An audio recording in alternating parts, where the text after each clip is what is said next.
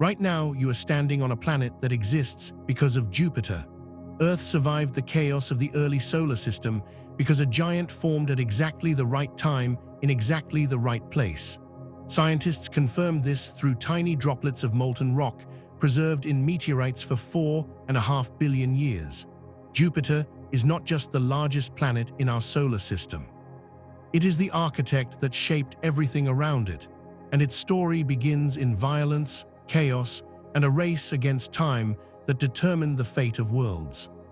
4.6 billion years ago, there was no solar system. There was only a cloud, a massive sphere of hydrogen gas and dust drifting through the Orion arm of our galaxy.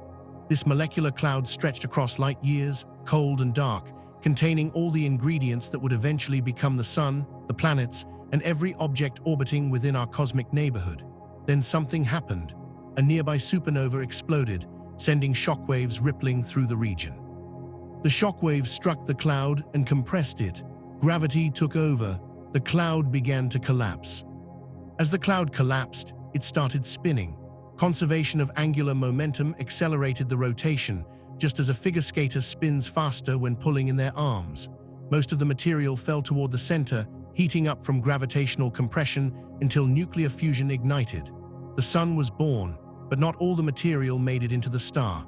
A disk of leftover gas and dust remained, spinning around the newborn sun in a flat plane. This was the solar nebula, and within this disk, planets would form. The solar nebula was not uniform. Temperature decreased with distance from the sun.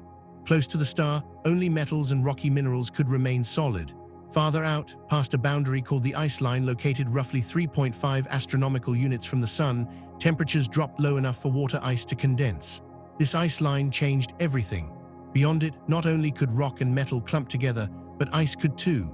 Ice was abundant, far more common than rock or metal. This meant that beyond the ice line, planet-building materials were suddenly much more plentiful. Jupiter formed right at this boundary. The location was perfect. It had access to both rocky material from the inner solar system and abundant ice from the outer regions. Small dust grains stuck together through static electricity and gentle collisions, growing into pebbles, then boulders, then kilometer-sized planetesimals. These planetesimals crashed into each other, sometimes shattering, sometimes sticking together. Over hundreds of thousands of years, a handful of planetesimals won the gravitational lottery, growing larger than their neighbors. One of these winners was the embryo that would become Jupiter. This proto-Jupiter grew rapidly. Computer simulations show it reached a mass of about 7 Earth masses within a relatively short time. At this size, its gravity became strong enough to capture not just solid material, but also gas from the surrounding nebula. This is where Jupiter's growth accelerated dramatically. Unlike rocky planets which grow slowly by accumulating solid material piece by piece, gas giants can undergo runaway accretion. Once the solid core was large enough, it pulled in hydrogen and helium from the nebula at an exponential rate. The more gas it captured, the stronger its gravity became, which allowed it to capture even more gas. Recent research using meteorites has pinpointed exactly when this happened. Scientists studied tiny spherical grains called chondrules found in ancient meteorites. These chondrules are droplets of molten rock that formed during high-energy collisions in the early solar system. When planetesimals smashed into each other at incredible speeds, the impacts generated so much heat that rock vaporized and melted. Water vapor explosions from these collisions created pressure waves that flash-melted dust and rock into droplets. These droplets cooled rapidly in space, solidifying into chondrules that were then incorporated into larger bodies and eventually preserved in meteorites.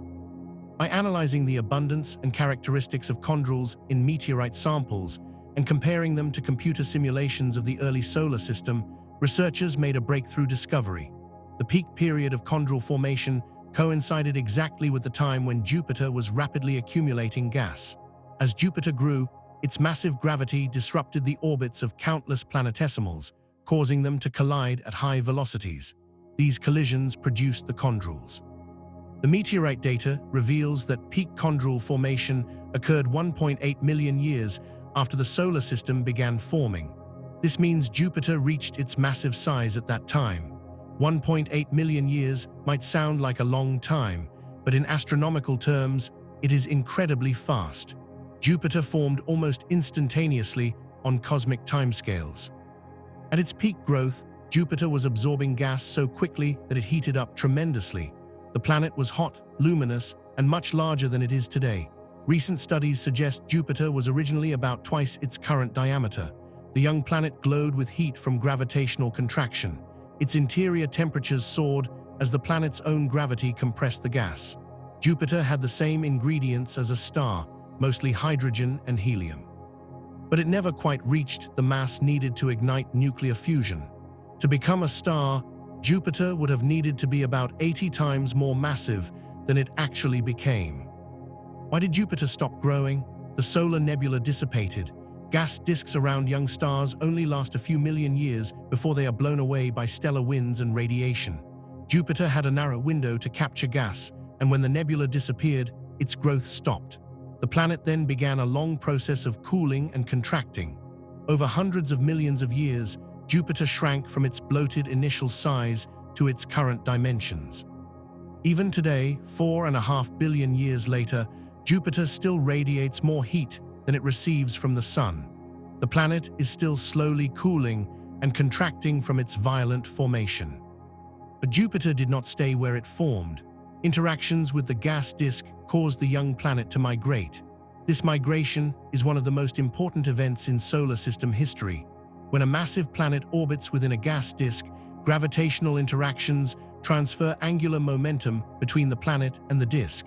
Material inside the planet's orbit loses angular momentum and spirals toward the star. Material outside the planet's orbit gains angular momentum and moves outward. The net effect typically causes the planet to migrate inward toward the star. This is called Type II migration, and it happens to all giant planets that form while gas is still present. If left unchecked, Type II migration would have sent Jupiter plunging into the Sun, just like the hot Jupiters we observe around other stars. These are gas giants orbiting extremely close to their parent stars, completing orbits in just days. They formed farther out and migrated inward. Jupiter started on the same path. Models suggest it migrated from its formation point at 3.5 astronomical units inward to about 1.5 astronomical units, closer to the Sun than Mars is today. Had Jupiter continued inward, the solar system would look completely different. Earth might never have formed, or if it did, Jupiter's gravity would have ejected it from the solar system or sent it crashing into the Sun. But something stopped Jupiter's inward journey. That something was Saturn. Saturn formed later than Jupiter, but it also migrated inward. Being smaller and less massive, Saturn migrated faster. It caught up with Jupiter, and the two planets became locked in what is called a mean motion resonance. Specifically, they entered a 2-to-3 resonance, meaning Saturn completed 2 orbits for every 3 orbits Jupiter completed. When two massive objects enter a resonance, their combined gravitational effects on the surrounding material change dramatically. Jupiter and Saturn together opened an overlapping gap in the gas disk. The balance of forces shifted. Instead of spiraling inward, the two planets began migrating outward together. This reversal of migration direction is called the Grand Tack hypothesis, named after the sailing maneuver of changing direction against the wind. Jupiter tacked back outward, eventually settling near its current position at 5.2 astronomical units from the Sun. This outward migration had profound consequences for the inner solar system. As Jupiter migrated inward, it gravitationally scattered planetesimals everywhere. Rocky and icy bodies from the outer solar system were flung into the inner regions. Others were ejected from the solar system entirely. Then, as Jupiter reversed course and migrated outward, it cleared out much of the remaining material between its orbit and the asteroid belt. This explains several mysteries about our solar system. First, it explains why Mars is so small. Mars should have grown into a much larger planet given its location and the amount of material available. But Jupiter's migration depleted the region where Mars was forming, removing most of the planetesimals before Mars could accumulate them. Mars ended up as a planetary embryo that never finished growing. Second, it explains the asteroid belt. The asteroid belt sits in a region that should have formed a planet. Instead, it contains only a tiny fraction of a planetary mass scattered across millions of individual objects. Jupiter's gravitational influence prevented the asteroids from coalescing into a planet. The Grand Tack migration repeatedly stirred up the asteroid belt region, ensuring that collisions between asteroids were destructive rather than constructive. Third, the Grand Tack explains the distribution of different types of asteroids and meteorites. The inner asteroid belt contains mostly rocky S-type asteroids, while the outer belt contains more C-type carbonaceous asteroids that formed farther from the Sun where ice could condense. Jupiter's migrations mixed material from different regions of the solar system. Some of the water-rich asteroids and comets that Jupiter scattered inward may have eventually delivered water to Earth, filling our oceans. Jupiter's formation and migration shaped the architecture of the entire solar system. It determined which planets could form, where they formed, and what materials they contained. Without Jupiter, Earth would not exist, at least not in any form we would recognize. Jupiter also protected the inner planets in another crucial way. Its massive gravity acts as a shield, deflecting or capturing many comets and asteroids that would otherwise strike Earth. Comets from the outer solar system fall toward the Sun, and many of them pass through Jupiter's region of influence. Jupiter's gravity either flings these comets out of the solar system entirely or captures them into altered orbits. Some comets do make it past Jupiter to strike the inner planets, but far fewer than would occur without Jupiter's presence. This protection may have been essential for life to develop on Earth. Frequent large impacts would have repeatedly sterilized the planet's surface, preventing complex life from emerging.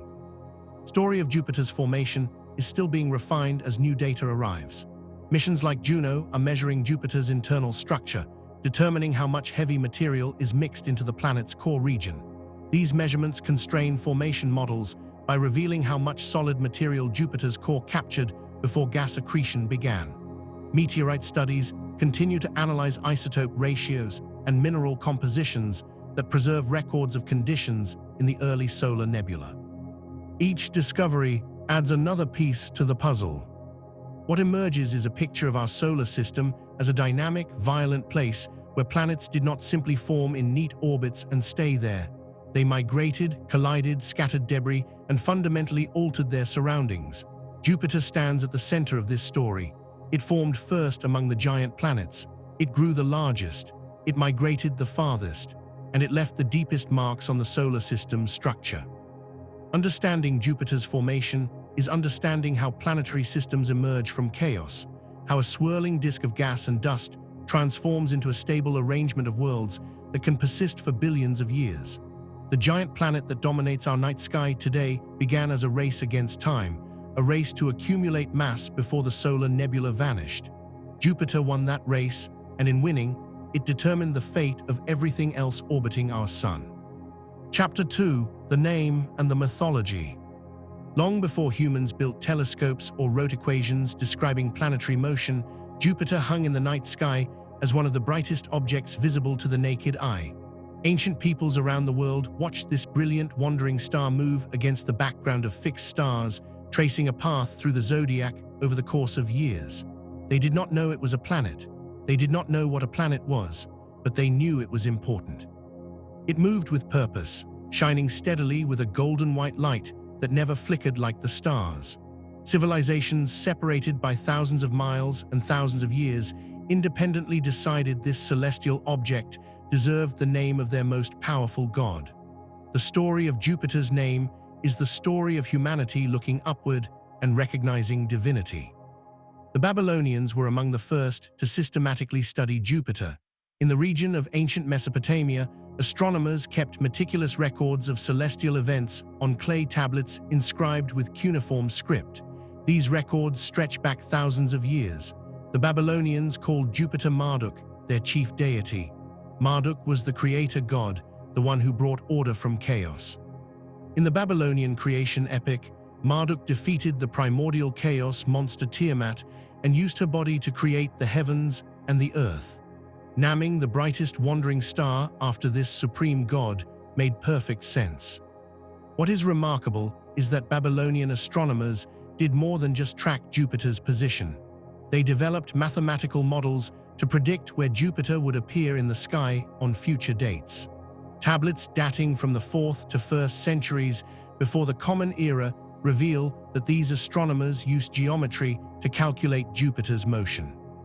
They created trapezoid-shaped graphs plotting Jupiter's velocity over time and used the area under these curves to determine the distance Jupiter traveled across the sky. This is the same mathematical principle underlying integral calculus, a technique historians believed was not invented until 14th century Europe. The Babylonians were using it over 1,000 years earlier. These calculations were not simple. Jupiter takes nearly 12 years to complete one orbit around the Sun, though the Babylonians did not think in those terms. From Earth's perspective, Jupiter appears to move steadily eastward through the constellations most of the time, but periodically it stops, reverses direction, moves westward for a few months in what is called retrograde motion, then stops again and resumes its eastward journey. This retrograde loop happens because Earth, moving faster in its inner orbit, periodically overtakes Jupiter. The Babylonians had no concept of a heliocentric solar system, yet they could predict these complex loops with impressive accuracy using their geometric methods. They calculated 60-day intervals of Jupiter's motion and determined when Jupiter would reach the halfway point in each interval. The mathematics was sophisticated, the observations painstaking. Jupiter's predictable yet complex motion made it an ideal subject for ancient astronomical study. The Greeks inherited and expanded upon Babylonian astronomical knowledge. They called the planet Zeus after their king of the gods. Zeus was the sky god, the wielder of lightning, the ultimate authority on Mount Olympus. The mythology surrounding Zeus is rich and complex, filled with stories of power struggles, divine politics, and interventions in mortal affairs. Zeus's rise to power began with an act of rebellion. His father Cronos, leader of the Titans, had overthrown his own father Uranus by castrating him. Fearing the same fate, Cronos developed a grim solution.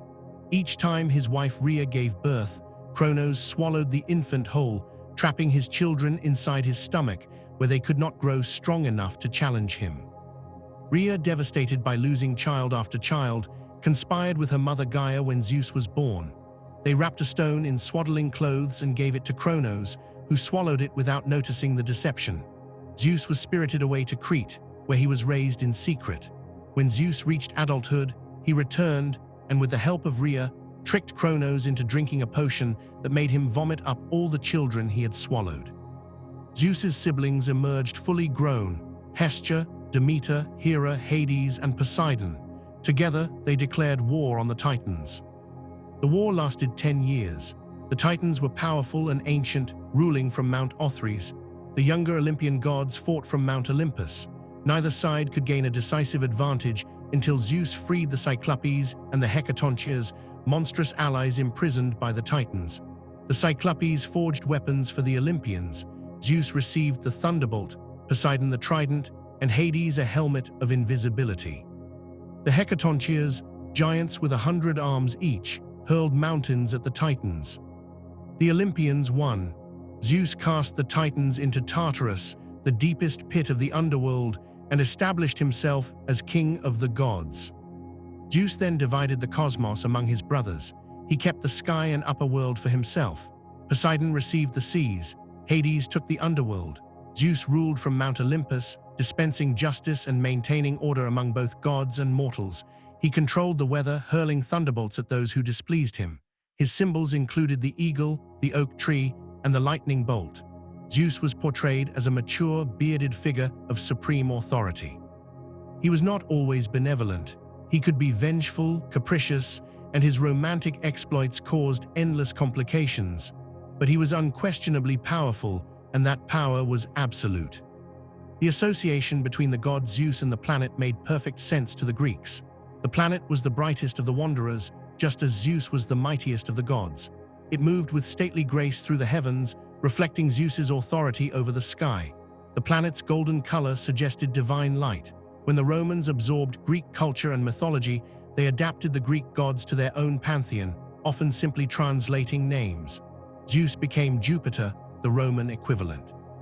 The name Jupiter derives from the older Latin forms Eupiter, Eupiter, or Despiter, which evolved from the Proto-Indo-European root diupiter, meaning sky father or god father. The first element, diu, is related to words for sky, day, and divine light. It is the same root that gives us the Latin word for day, dies, and connects to the Greek Zeus and the Sanskrit dios Peter. The second element, Peter, simply means father. Jupiter is literally the sky father, the divine patriarch watching over the world from above. In Roman culture, Jupiter held supreme importance. He was Jupiter Optimus Maximus, Jupiter best and greatest. His temple on the Capitoline Hill in Rome was the most important religious site in the city. Generals returning from military victories would parade to this temple to offer thanks. Consuls swore their oaths of office in Jupiter's temple. The god presided over law, order, and the Roman state itself. His eagle became the symbol of Roman legions. To invoke Jupiter was to invoke the ultimate divine authority recognized by Rome. The Romans also associated Jupiter with kingship and justice. Unlike Zeus, who had more personal and emotional mythology, Jupiter represented the ideal of ordered civilization. He protected Rome, blessed its endeavors, and maintained cosmic order. His festivals were major events in the Roman calendar. The Ludi Romani, the Roman Games, were held in his honor every September. These were days of public feasting, theatrical performances, and chariot races, all dedicated to Jupiter. The planet inherited all these associations. When people looked up and saw Jupiter shining in the night sky, they were seeing the embodiment of divine authority, cosmic order, and civilized power. The planet's name carried weight. It was not merely a label, but a statement about the planet's significance. Other cultures had their own names for Jupiter, each reflecting their own chief deities or cosmological systems. In Sanskrit, Jupiter is called Brihaspati or Guru, the teacher of the gods. In Chinese astronomy, Jupiter is wood star, associated with the element wood in the five-element system. The ancient Egyptians identified Jupiter with their god Ammon. Germanic peoples called it Thor's star after their thunder god. The pattern repeats across cultures. The brightest wandering star receives the name of the most important deity. This cross-cultural consensus reflects something fundamental about human psychology and observational astronomy. Jupiter is impossible to miss if you spend any time watching the night sky. It is typically the fourth brightest object visible at night, after the Moon, Venus, and occasionally Mars during close approaches. Unlike Venus, which is only visible near sunrise or sunset because it orbits closer to the Sun than Earth does, Jupiter can appear anywhere along the ecliptic and is often visible all night long. Its light is steady and white gold, distinguishing it from the twinkling red of Mars or the harsh blue-white of stars like Sirius. Anyone practicing naked-eye astronomy quickly learns to identify Jupiter. The planet's slow movement also makes it significant. Jupiter takes almost 12 years to travel through all 12 zodiac constellations, spending roughly 1 year in each. This 12-year cycle was recognized and used in various cultural calendars. In Chinese astrology, the 12-year cycle of Jupiter's orbit corresponds to the 12 animals of the zodiac. Each year was associated with Jupiter's position among the stars. This system dates back over 2,000 years. The predictability of Jupiter's motion, combined with its brightness, made it a natural marker for long-term timekeeping. The transition from viewing Jupiter as a deity or divine omen to understanding it as a physical world took thousands of years. For most of human history, the distinction between astronomy and astrology did not exist. Studying the heavens meant interpreting divine will. The planets were literally gods, or at least physical manifestations of godly influence. Their positions affected earthly events. Kings consulted astrologers before making important decisions. The idea that Jupiter was simply a ball of gas orbiting the Sun according to mathematical laws would have been incomprehensible. This worldview began to crack in the early 17th century. Galileo's telescope revealed that Jupiter was not a perfect heavenly sphere, but a world with its own moons. Suddenly, Jupiter was not just a point of light representing divine authority. It was a place, a physical location where other objects existed and moved. The mythological Jupiter began separating from the astronomical Jupiter. The name remained, preserving the ancient connection, but the meaning shifted. Jupiter became a planet, a category of object defined by physical characteristics rather than divine attributes. Yet the mythological resonance never completely disappeared. Even today, when we discuss Jupiter, echoes of the ancient myths remain. We still refer to Jupiter as the king of planets. We describe its massive gravity as dominating the solar system, much as Zeus dominated the Olympian pantheon. The names of Jupiter's moons continue the mythological tradition. The 4 large moons discovered by Galileo are named after lovers of Zeus: Io, Europa, Ganymede, and Callisto. More recently discovered moons follow the same pattern, drawing from the extensive mythology surrounding Zeus and Jupiter.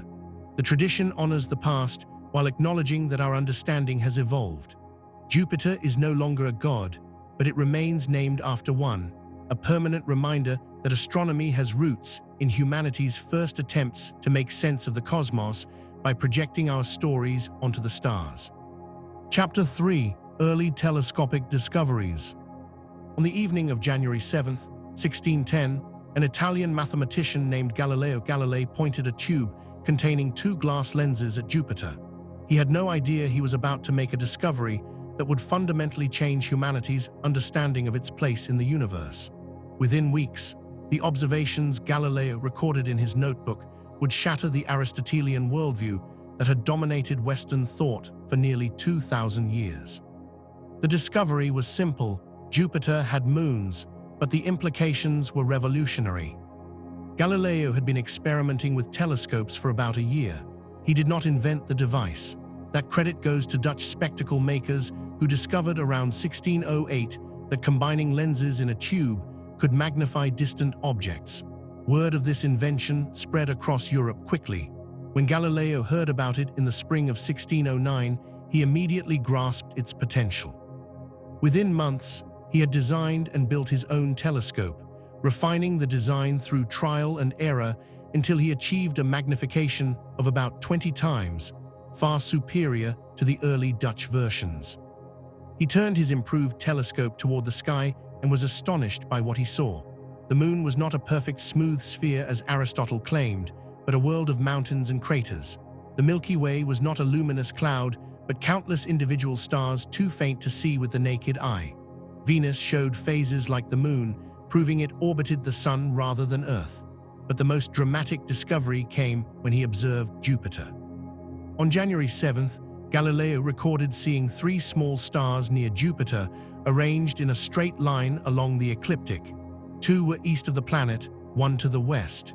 He noted their positions and thought little of it at first. They appeared to be background stars that happened to be near Jupiter's current position. But Galileo was a meticulous observer. He looked again the next night. The 3 stars were still there, but they had changed positions. Now all 3 were west of Jupiter. This was impossible. If they were background stars, they should have maintained their positions relative to Jupiter. Stars are called fixed stars precisely because they do not move relative to each other on human timescales. Yet these 3 points of light had clearly moved. Galileo observed Jupiter every clear night for the next 2 weeks, carefully recording the positions of the mysterious stars. On January 13th, he saw 4 of them. He watched them change their positions from night to night, always staying close to Jupiter, always arranged in a line. Sometimes 1 or more would disappear, then reappear the next night.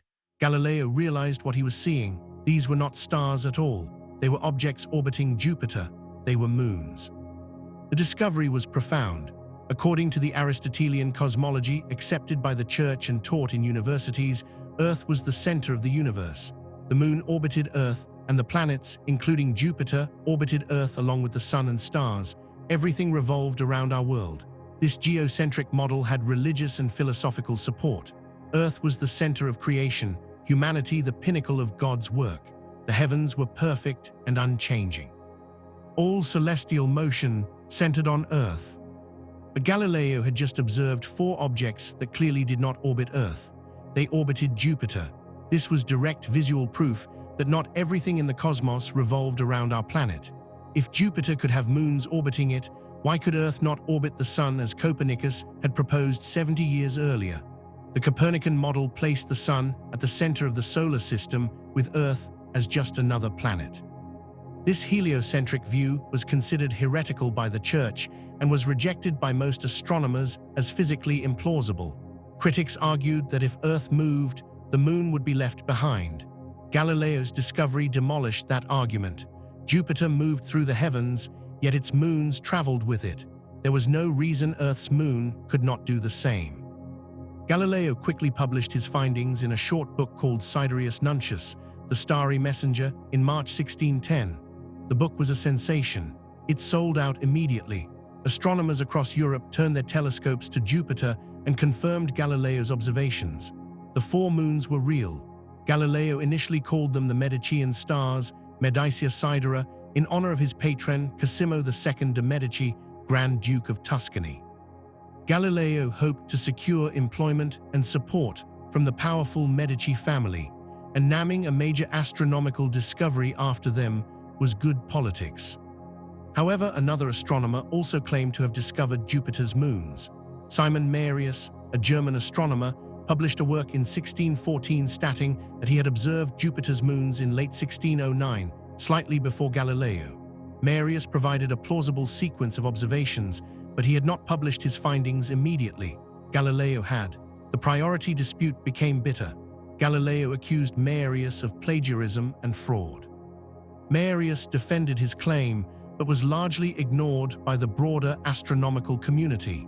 History sided with Galileo. Ironically, while Galileo won the priority dispute, it was Marius who provided the names we still use today. Marius suggested naming the moons after lovers of Zeus from Greek mythology: Io, Europa, Ganymede, and Callisto. These names were more appealing than Galileo's Medicean stars, and they fit the tradition of drawing names from classical mythology. Over time, Marius's names became standard. The moons became known as the Galilean satellites in honor of their primary discoverer, but they carry the names Marius gave them. The discovery of Jupiter's moons had consequences beyond astronomy. It demonstrated the power of the telescope as a scientific instrument. Previously, natural philosophy relied on logic, mathematics, and unaided observation. The telescope extended human vision, revealing previously invisible truths about nature. This was a new kind of empirical evidence, one that depended on technology. Not everyone accepted it immediately. Some scholars refused to look through telescopes, claiming the devices produced optical illusions or that lenses distorted what they showed. Others looked, but claimed they could not see what Galileo described. Telescopes of the era were difficult to use. They had narrow fields of view, chromatic aberration that created colored halos around bright objects, and required steady hands and patient observation. But for those who did observe carefully, the evidence was undeniable. Jupiter had 4 large moons. These moons orbited Jupiter with precise regularity. Galileo determined their orbital periods by tracking how long each took to complete one revolution. The innermost moon orbited fastest, the outermost slowest, exactly as mathematical laws would predict. This regularity suggested that the same physical laws governing terrestrial motion applied in the heavens.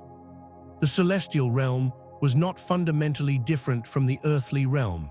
It was governed by mathematics and physics, not divine perfection and Aristotelian categories. The moons themselves became objects of study. As telescopes improved, astronomers noticed details. The moons were not all the same brightness. Io and Europa appeared brighter than Ganymede and Callisto when accounting for their distances from Earth. This suggested differences in composition or surface properties. The moons occasionally eclipsed each other or passed in front of Jupiter, creating transits where a tiny black dot could be seen crossing the planet's face. These events could be predicted with mathematical precision, further reinforcing the idea that celestial mechanics followed deterministic laws.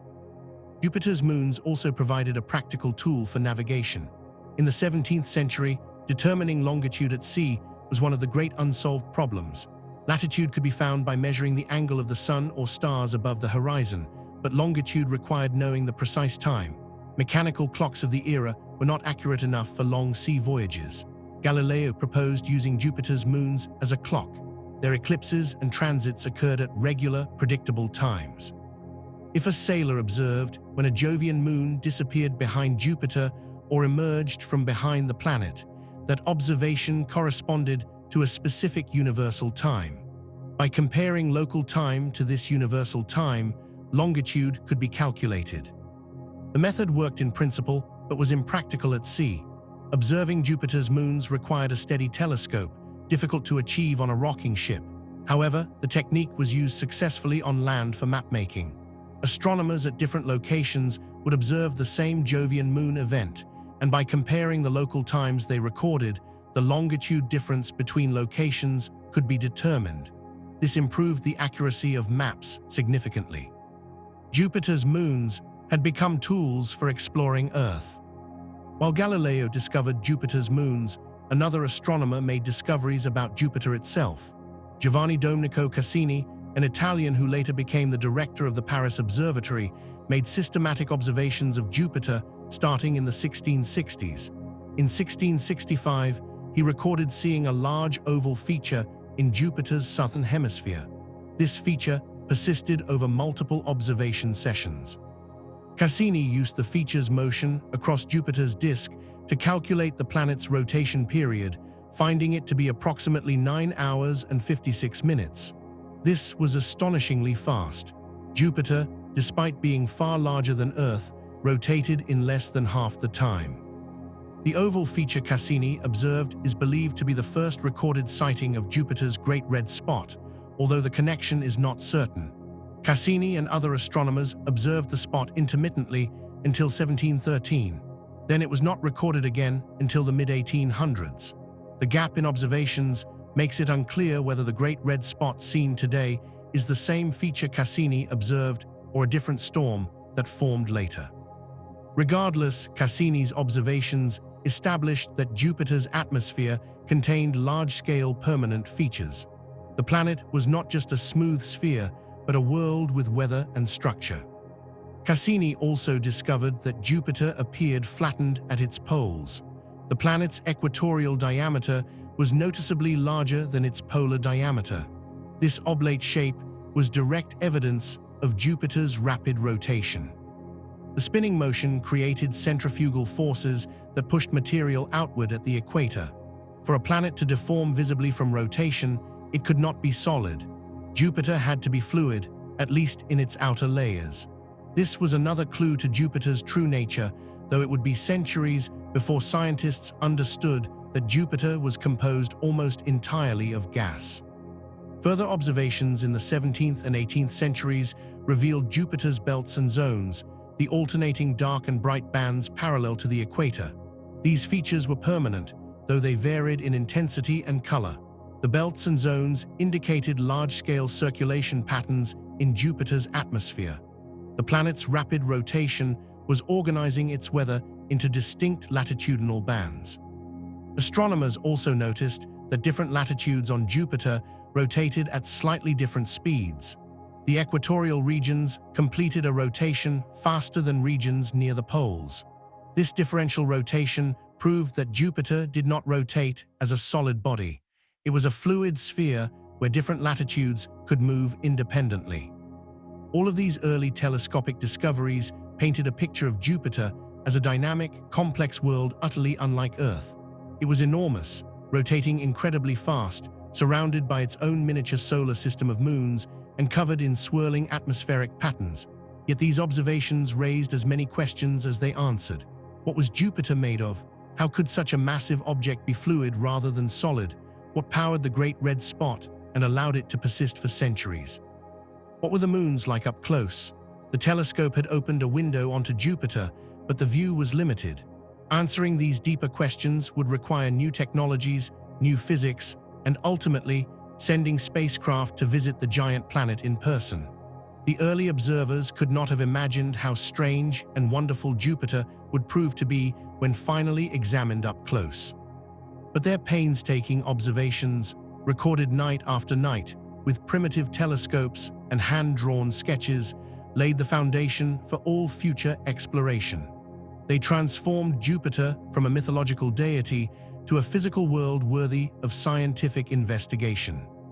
Chapter 4: The Galilean Moons, Four Worlds of Wonder. When Galileo discovered 4 points of light circling Jupiter in 1610, he thought he had found wandering stars. Within days, he realized the truth was far stranger. He had discovered 4 worlds, each one unique, each one harboring mysteries that would take centuries to unravel.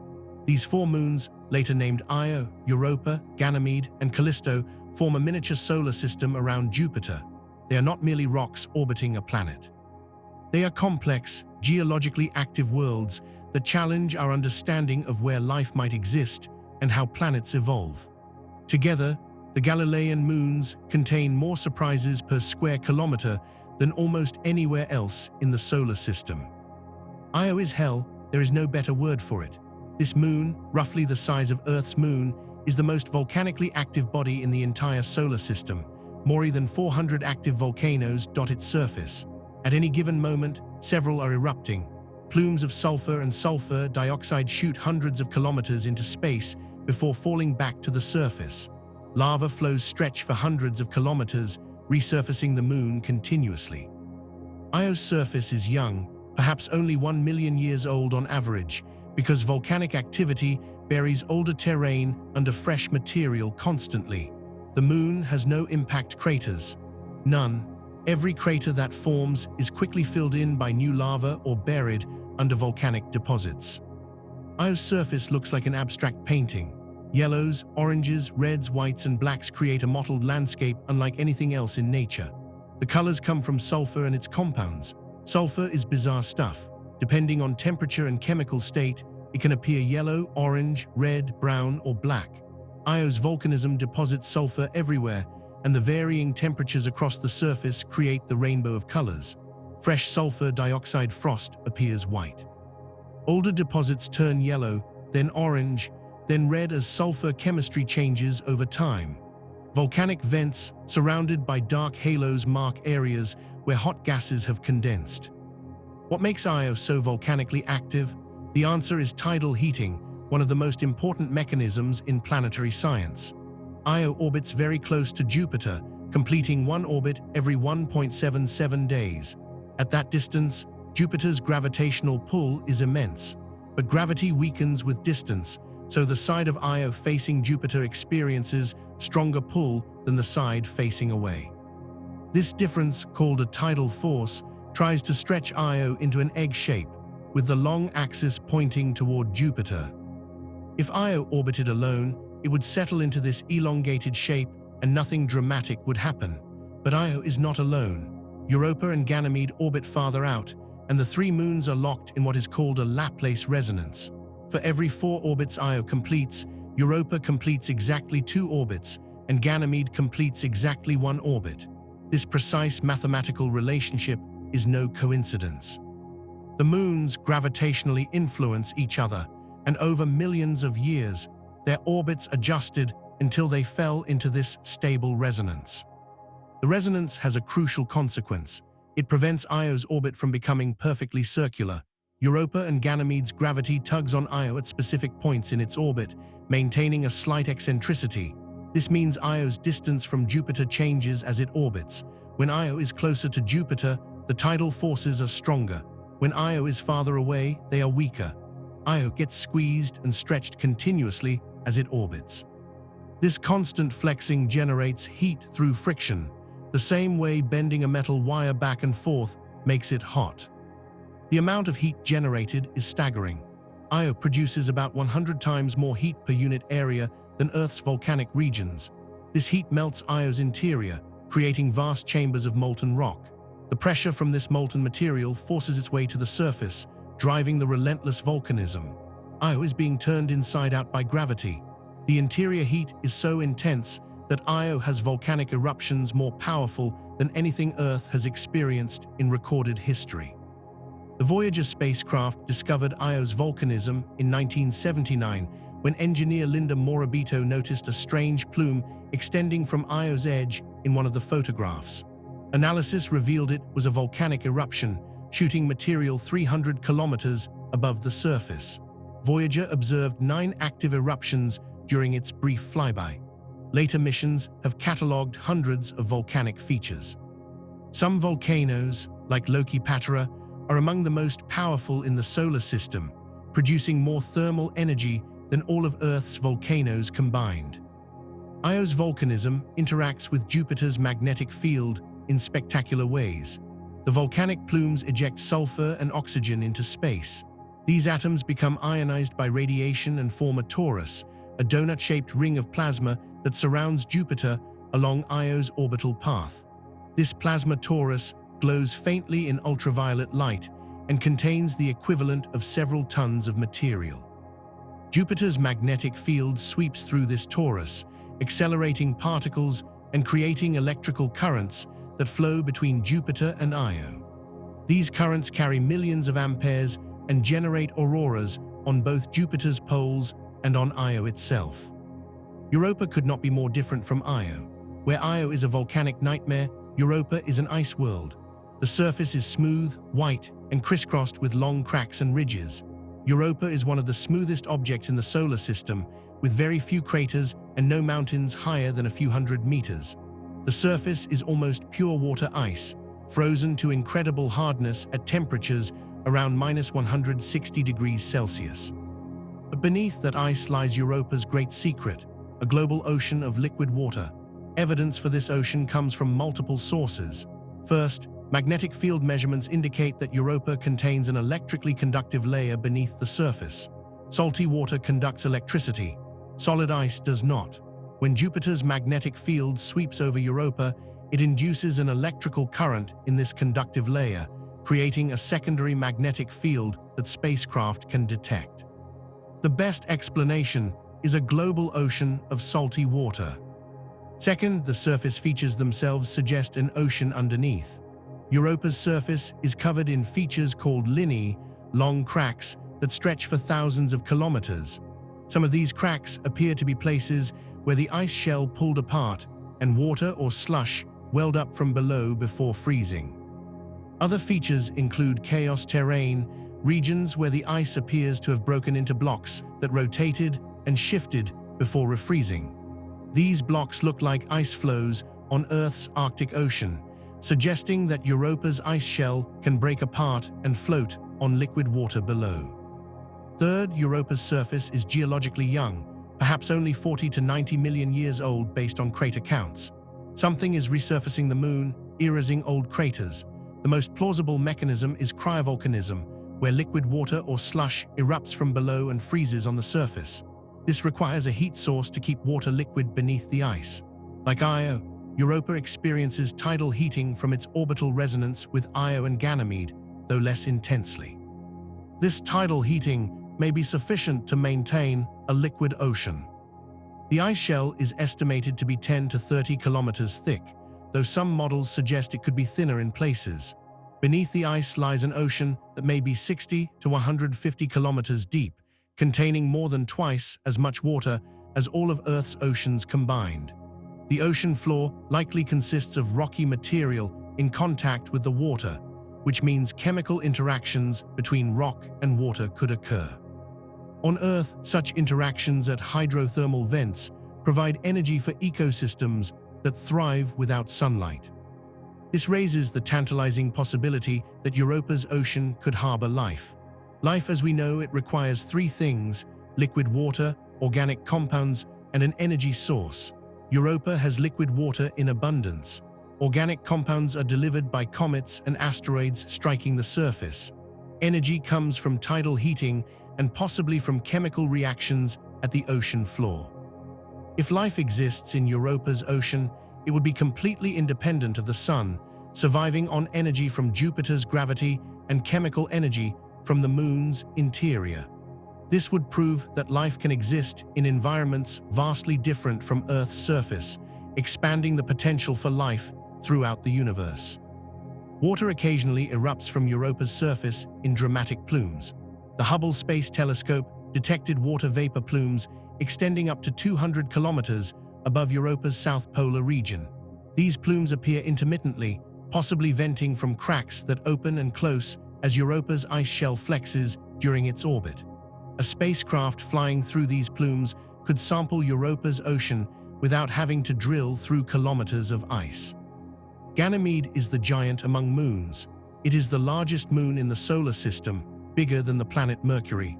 Ganymede has a diameter of 5,268 kilometers, compared to Mercury's 4,879 kilometers. If Ganymede orbited the Sun instead of Jupiter, it would be classified as a planet without question. What makes Ganymede truly unique is its magnetic field. It is the only moon in the solar system known to generate its own magnetic field through a dynamo process.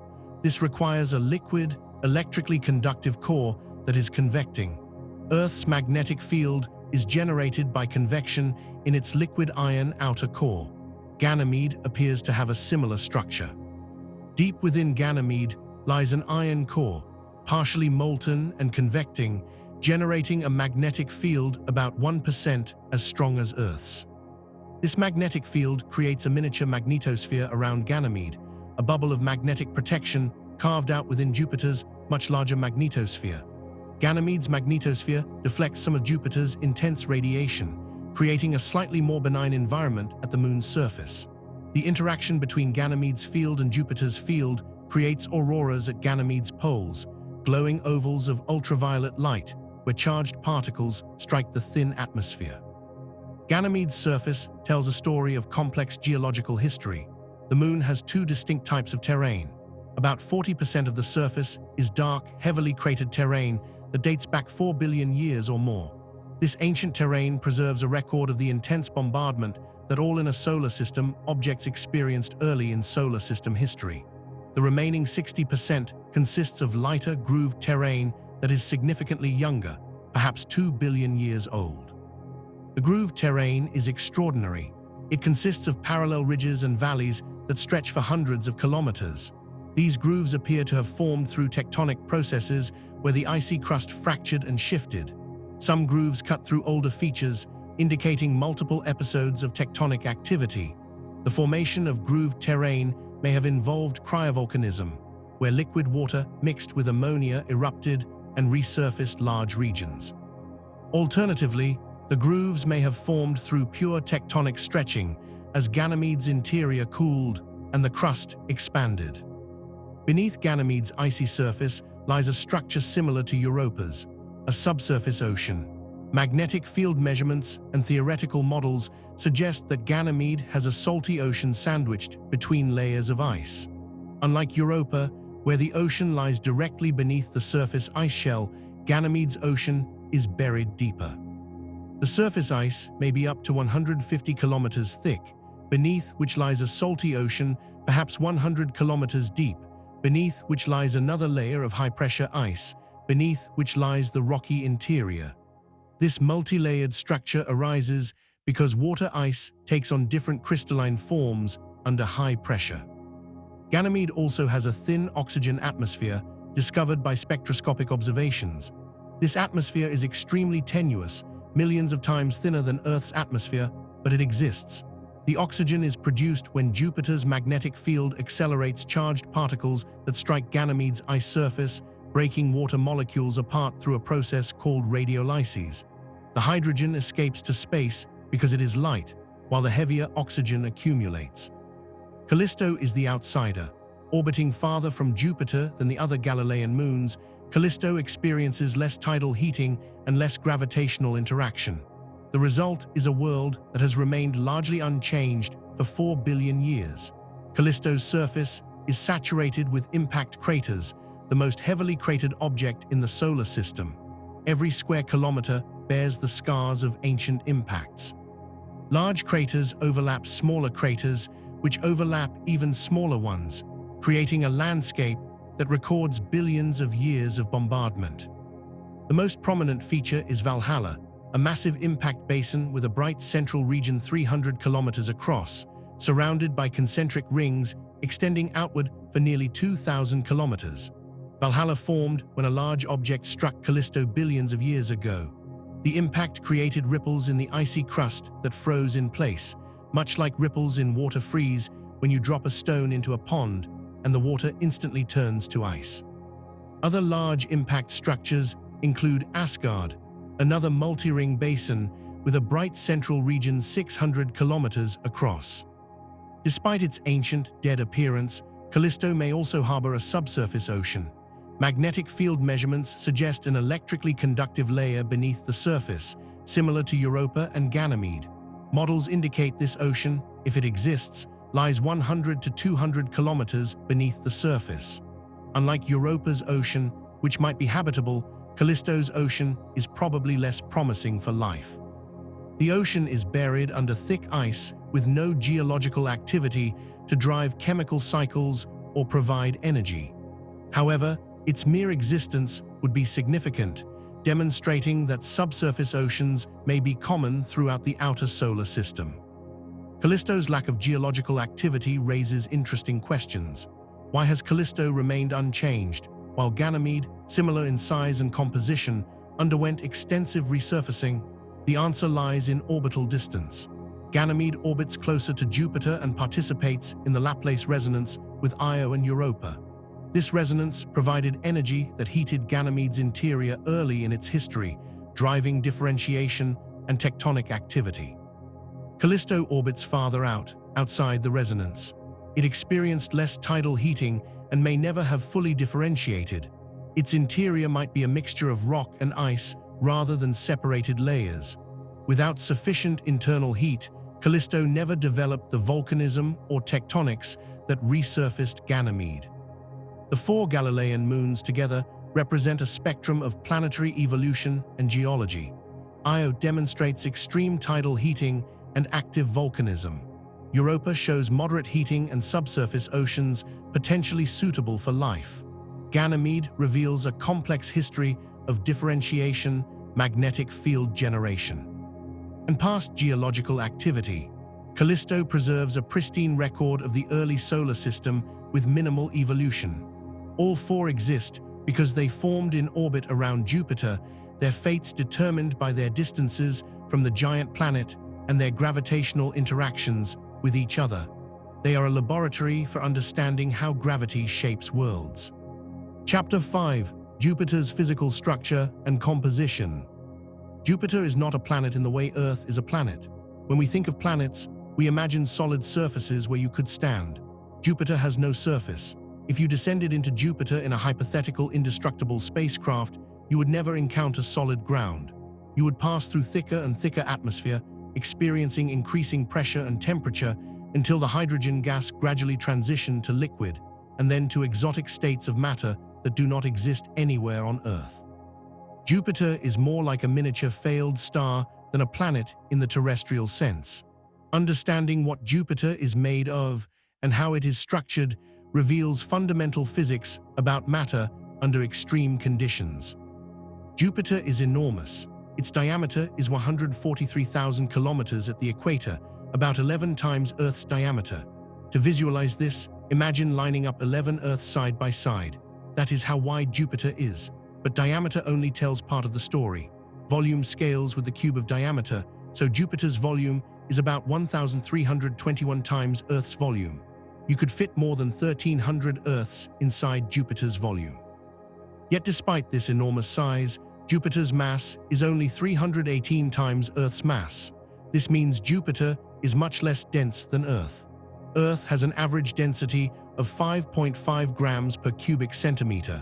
Jupiter's average density is only 1.33 grams per cubic centimeter, barely denser than water. This low density immediately tells us that Jupiter cannot be made of rock or metal. It must be composed primarily of light elements. Indeed, Jupiter is about 76% hydrogen and 24% helium by mass. By volume, the proportions are even more dominated by hydrogen, which is much lighter than helium atom for atom. These proportions are similar to the composition of the Sun and the original solar nebula from which the planets formed. Jupiter is essentially a preserved sample of the primordial material that built the solar system. The atmosphere constitutes only a tiny fraction of Jupiter's mass. If you could slice Jupiter open, you would see distinct layers, though the transitions between them are gradual rather than sharp. The outermost layer is the one we see through telescopes, the visible atmosphere with its colorful bands and storms. This layer extends down about 1,000 kilometers from the cloud tops. In this region, hydrogen exists as a gas. Temperature and pressure increase with depth. At the cloud tops, temperature is around -140 degrees Celsius. Pressure is roughly 1 bar, similar to Earth's surface pressure. Descending deeper, you pass through various cloud layers. The uppermost clouds are ammonia ice crystals forming at temperatures around -150 degrees Celsius. These clouds are white and form the bright zones we observe. Below them, around -80 degrees Celsius, clouds of ammonium hydrosulfide form. These clouds give Jupiter its tan and brown colors. Deeper still, around 0 degrees Celsius, water ice and eventually liquid water droplets condense. Lightning has been detected at these depths, indicating active convection and thunderstorm formation. Jupiter's lightning can be more powerful than any lightning on Earth. Below about 1,000 kilometers depth, the distinction between gas and liquid blurs. Hydrogen enters a supercritical fluid state. At this phase, hydrogen has properties of both gas and liquid. There is no distinct boundary where gas becomes liquid, just a gradual transition as pressure and temperature increase. The supercritical hydrogen extends down to about 7,000 kilometers depth. Throughout this region, temperature climbs to around 10,000 degrees Celsius, and pressure reaches hundreds of thousands of times Earth's atmospheric pressure. At 7,000 kilometers depth, something remarkable happens. The pressure becomes so intense that hydrogen is compressed into a metallic state. In normal conditions, hydrogen is an insulator. It does not conduct electricity, but under the extreme pressures inside Jupiter, the atoms are squeezed so close together that their electrons break free and can move throughout the material. This creates liquid metallic hydrogen, a substance that behaves like a liquid metal such as mercury. Liquid metallic hydrogen conducts electricity and generates magnetic fields through convection. Liquid metallic hydrogen constitutes the bulk of Jupiter's interior, extending from 7,000 kilometers depth all the way down to the core region. This represents about 90% of Jupiter's radius. The conditions in this layer are almost incomprehensible. Pressures reach 40 million times Earth's atmospheric pressure. Temperatures soar to 20,000 degrees Celsius or higher. No laboratory on Earth can recreate these conditions for more than microseconds. Liquid metallic hydrogen has never been definitively observed in experiments, though scientists have come tantalizingly close in recent years using diamond anvil cells and powerful lasers. The convection of this metallic hydrogen layer generates Jupiter's magnetic field. Convection occurs because the interior is hotter than the outer regions, causing the metallic hydrogen to rise, cool, and sink in a continuous cycle. This moving, electrically conductive fluid acts like a dynamo, converting kinetic energy into magnetic energy. The result is a magnetic field that extends millions of kilometers into space, the strongest planetary magnetic field in the solar system. At Jupiter's center lies the core, though exactly what the core consists of has been debated. Early models suggested a dense rocky core composed of silicates and iron, similar to the cores of terrestrial planets, but much larger, perhaps 10 to 20 times Earth's mass. This core would have formed first, growing by accumulating planetesimals. Once it reached sufficient mass, it began capturing hydrogen and helium from the surrounding solar nebula, triggering runaway gas accretion. Recent data from the Juno spacecraft has complicated this picture. Juno measured Jupiter's gravitational field with unprecedented precision by tracking tiny variations in the spacecraft's velocity as it flew past different parts of the planet. These measurements revealed that Jupiter's core is not compact and well-defined. Instead, heavy elements are diluted throughout a large region, extending roughly halfway to Jupiter's surface. The core appears to be diffuse or partially dissolved. Scientists are still interpreting what this means. One possibility is that Jupiter originally had a compact core, but a massive collision early in the solar system's history disrupted it. The impactor could have been a planetary embryo several times Earth's mass. The collision would have scattered core material outward into the surrounding metallic hydrogen layer. Another possibility is that the core gradually eroded over billions of years through a process where core material dissolved into the overlying metallic hydrogen and mixed throughout the interior. Either way, Jupiter's core is stranger than expected. The total amount of heavy elements, meaning anything other than hydrogen and helium, in Jupiter is estimated at 20 to 40 times Earth's mass. Some of this is in the diffuse core region. The rest is mixed throughout the planet. This enrichment in heavy elements compared to the Sun's composition tells us that Jupiter accreted significant amounts of icy and rocky planetesimals even after it began capturing gas. Jupiter radiates more energy into space than it receives from the Sun. Measurements show that Jupiter emits about 67% more energy than sunlight delivers. This extra heat comes from gravitational contraction. Jupiter is slowly shrinking. The gravitational potential energy released by this contraction converts to heat.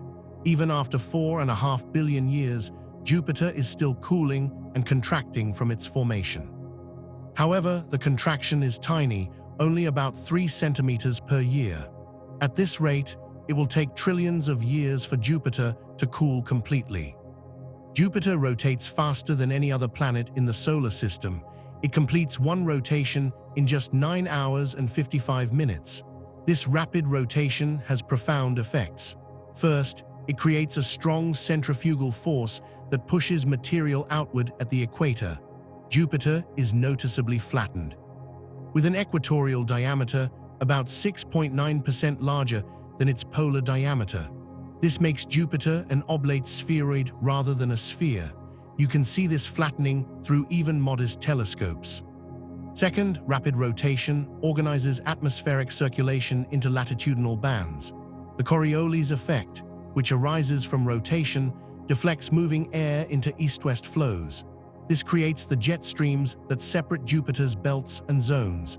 Different latitudes rotate at different speeds because Jupiter's fluid body allows differential rotation. The equatorial region completes a rotation in about 9 hours and 50 minutes, while regions near the poles take about 9 hours and 56 minutes. This difference of about 6 minutes may seem small, but over Jupiter's circumference, it translates to powerful wind shears. Jupiter's composition has implications for understanding planet formation.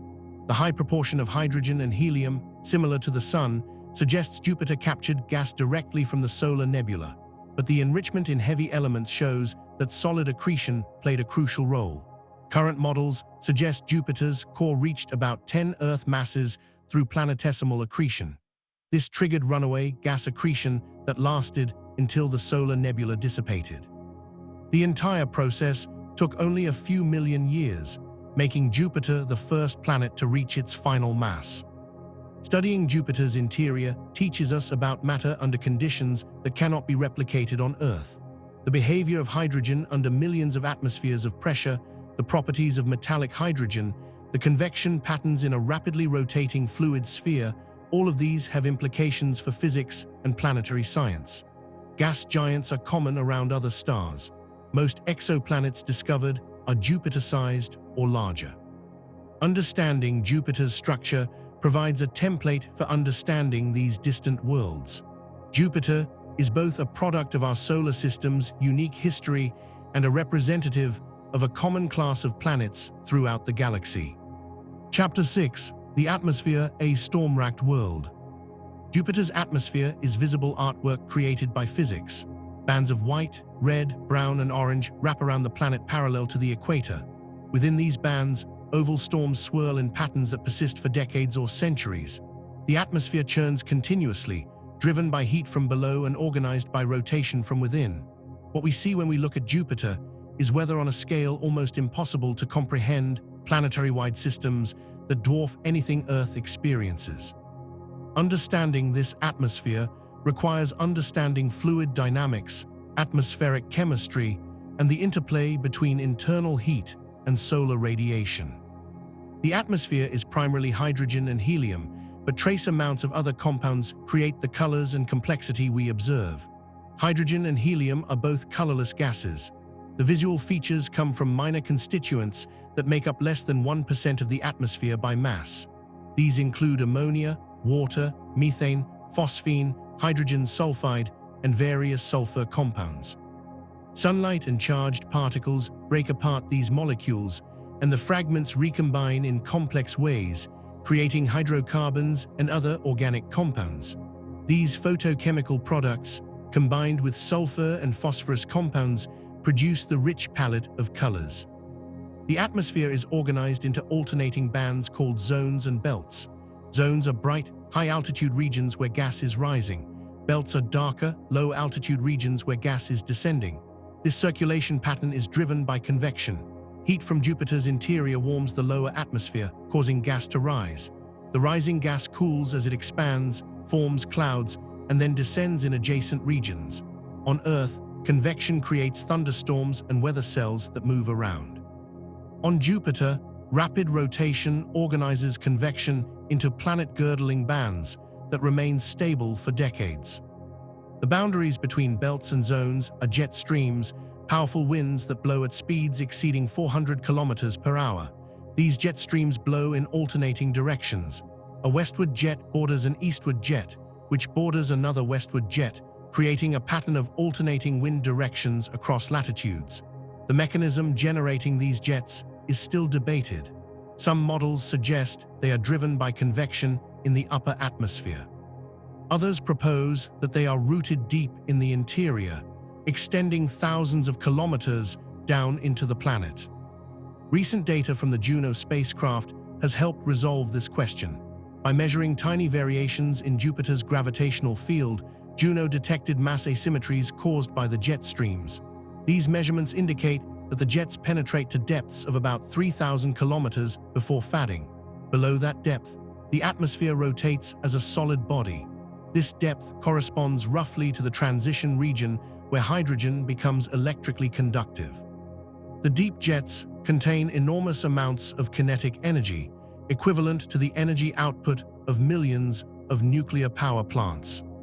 The Great Red Spot is Jupiter's most iconic feature. This enormous anticyclonic storm has been observed for at least 350 years, possibly longer. The first confirmed observation was by Giovanni Cassini in 1665, though whether the spot he saw is the same as the modern Great Red Spot is uncertain. Either way, the storm we observe today has persisted for at least 140 years of continuous observation. The Great Red Spot is huge, though it has been shrinking. Historical observations from the late 1800s measured the spot at about 41,000 kilometers across its long axis, large enough to fit 3 Earths side by side. By the time Voyager visited in 1979, the spot had shrunk to about 23,000 kilometers. Hubble Space Telescope observations in 2014 measured it at 16,500 kilometers across. As of recent measurements, the Great Red Spot is roughly 15,000 kilometers wide, smaller than Earth, but still enormous by any terrestrial standard. The shrinkage rate has accelerated recently. Between 2012 and 2014, the spot shrank by about 930 kilometers per year. The cause is unknown. One hypothesis suggests that smaller storms being absorbed into the Great Red Spot affect its internal dynamics. Another proposes that changes in the surrounding jet streams are cutting off the spot's energy supply. The spot's shape has also changed from an elongated oval to a more circular form. Despite shrinking, the Great Red Spot remains a powerful storm. Wind speeds at its edge exceed 430 kilometers per hour, faster than any hurricane on Earth. The spot rotates counterclockwise, completing one rotation every 6 to 7 days. It is an anticyclone, meaning high pressure at the center with winds spiraling outward. The spot's altitude is higher than surrounding clouds by about 8 kilometers, making it a high-pressure dome. What powers the Great Red Spot and allows it to persist for centuries? Storms on Earth dissipate quickly because friction with the surface removes their energy. Hurricanes weaken rapidly once they make landfall. Jupiter has no surface. There is nothing to create friction except interactions with surrounding atmospheric flows. The Great Red Spot sits in a region where jet streams flowing in opposite directions create wind shear. This shear may provide energy to the storm through vorticity transfer. Additionally, Jupiter's internal heat provides a continuous energy source, driving convection. Recent studies suggest that smaller storms absorbed by the Great Red Spot may actually sustain it. Observations show smaller storms occasionally merging with the Great Red Spot. Computer simulations demonstrate that these mergers can inject energy and angular momentum, strengthening the larger storm. When fewer small storms interact with the Great Red Spot, it weakens and shrinks. This could explain the recent shrinkage if the population of small storms in Jupiter's atmosphere has declined. The Great Red Spot is not Jupiter's only storm.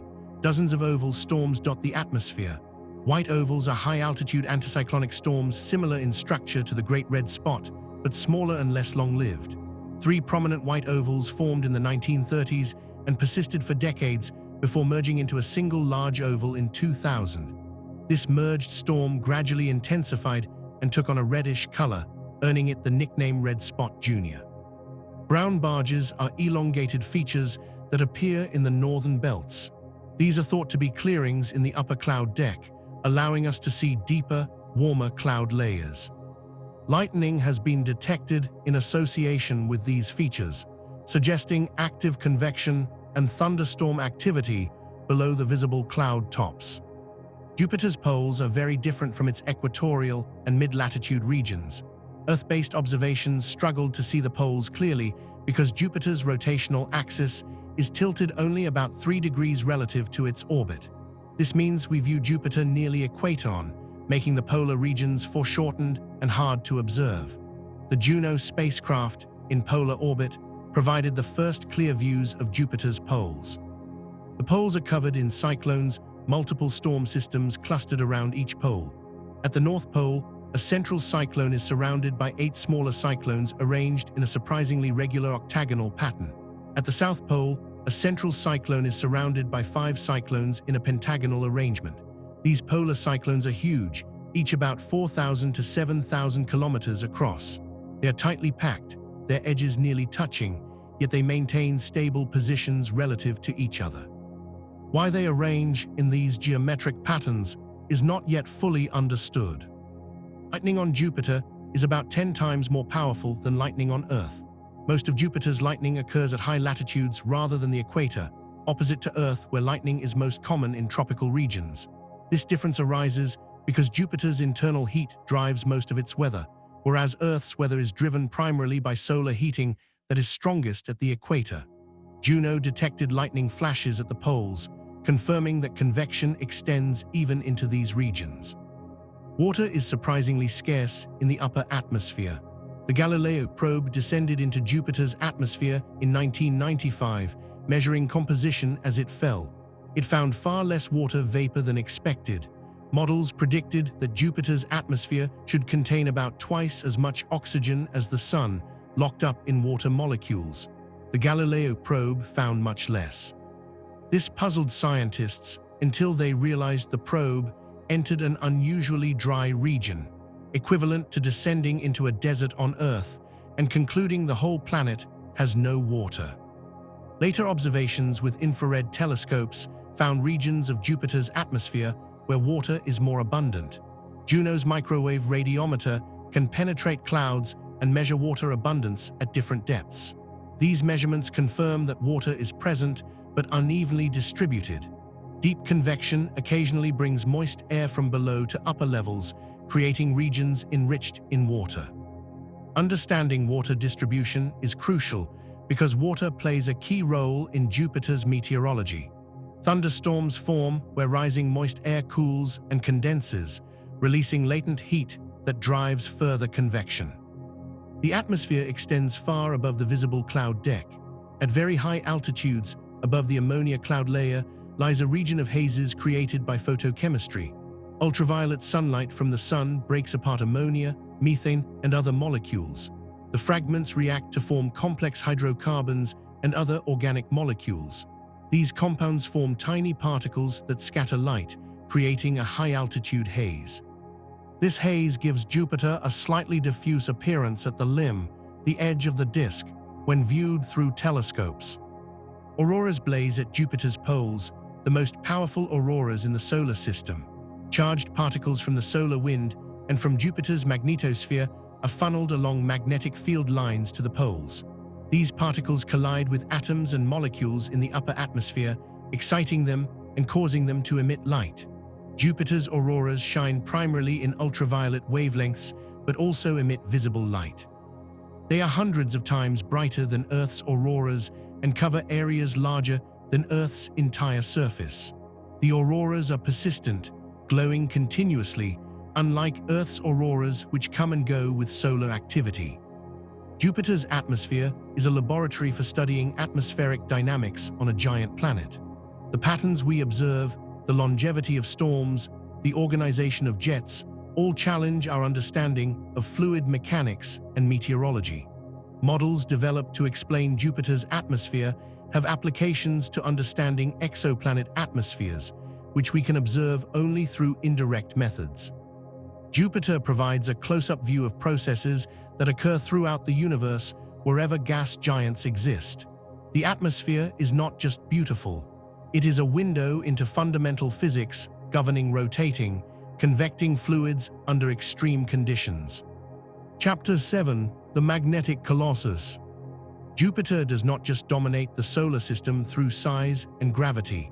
It commands space around it through the most powerful planetary magnetic field known to science. This magnetic field extends millions of kilometers into space, creating an invisible empire larger than the Sun itself.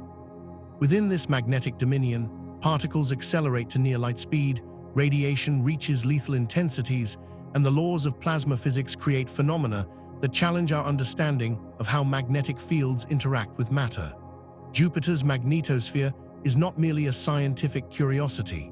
It is a natural particle accelerator, a cosmic laboratory, and a deadly hazard to any spacecraft venturing too close. The magnetic field at Jupiter's cloud tops measures between 3 and 14 Gauss, depending on location, compared to Earth's surface field of approximately 0.3 to 0.8 Gauss. This makes Jupiter's field roughly 10 to 20 times stronger than Earth's at the surface, but surface measurements only tell part of the story. Magnetic field strength follows an inverse cube law with distance from the source. Close to the source, fields are much stronger. Jupiter's magnetic field is generated deep within the planet, and the total magnetic moment, the measure of the field's overall strength, is approximately 18,000 times larger than Earth's.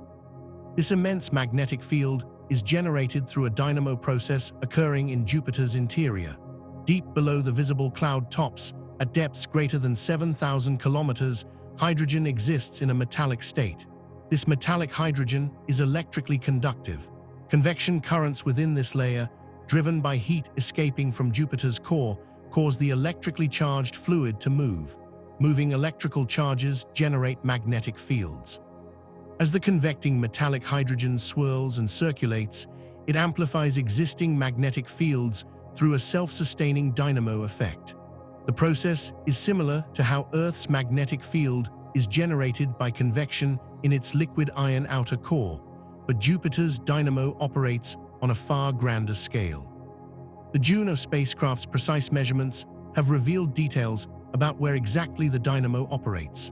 By mapping tiny variations in the gravitational and magnetic fields, scientists determined that the magnetic field is generated at depths greater than about 0.81 Jupiter radii, or approximately 51,000 kilometers below the visible surface.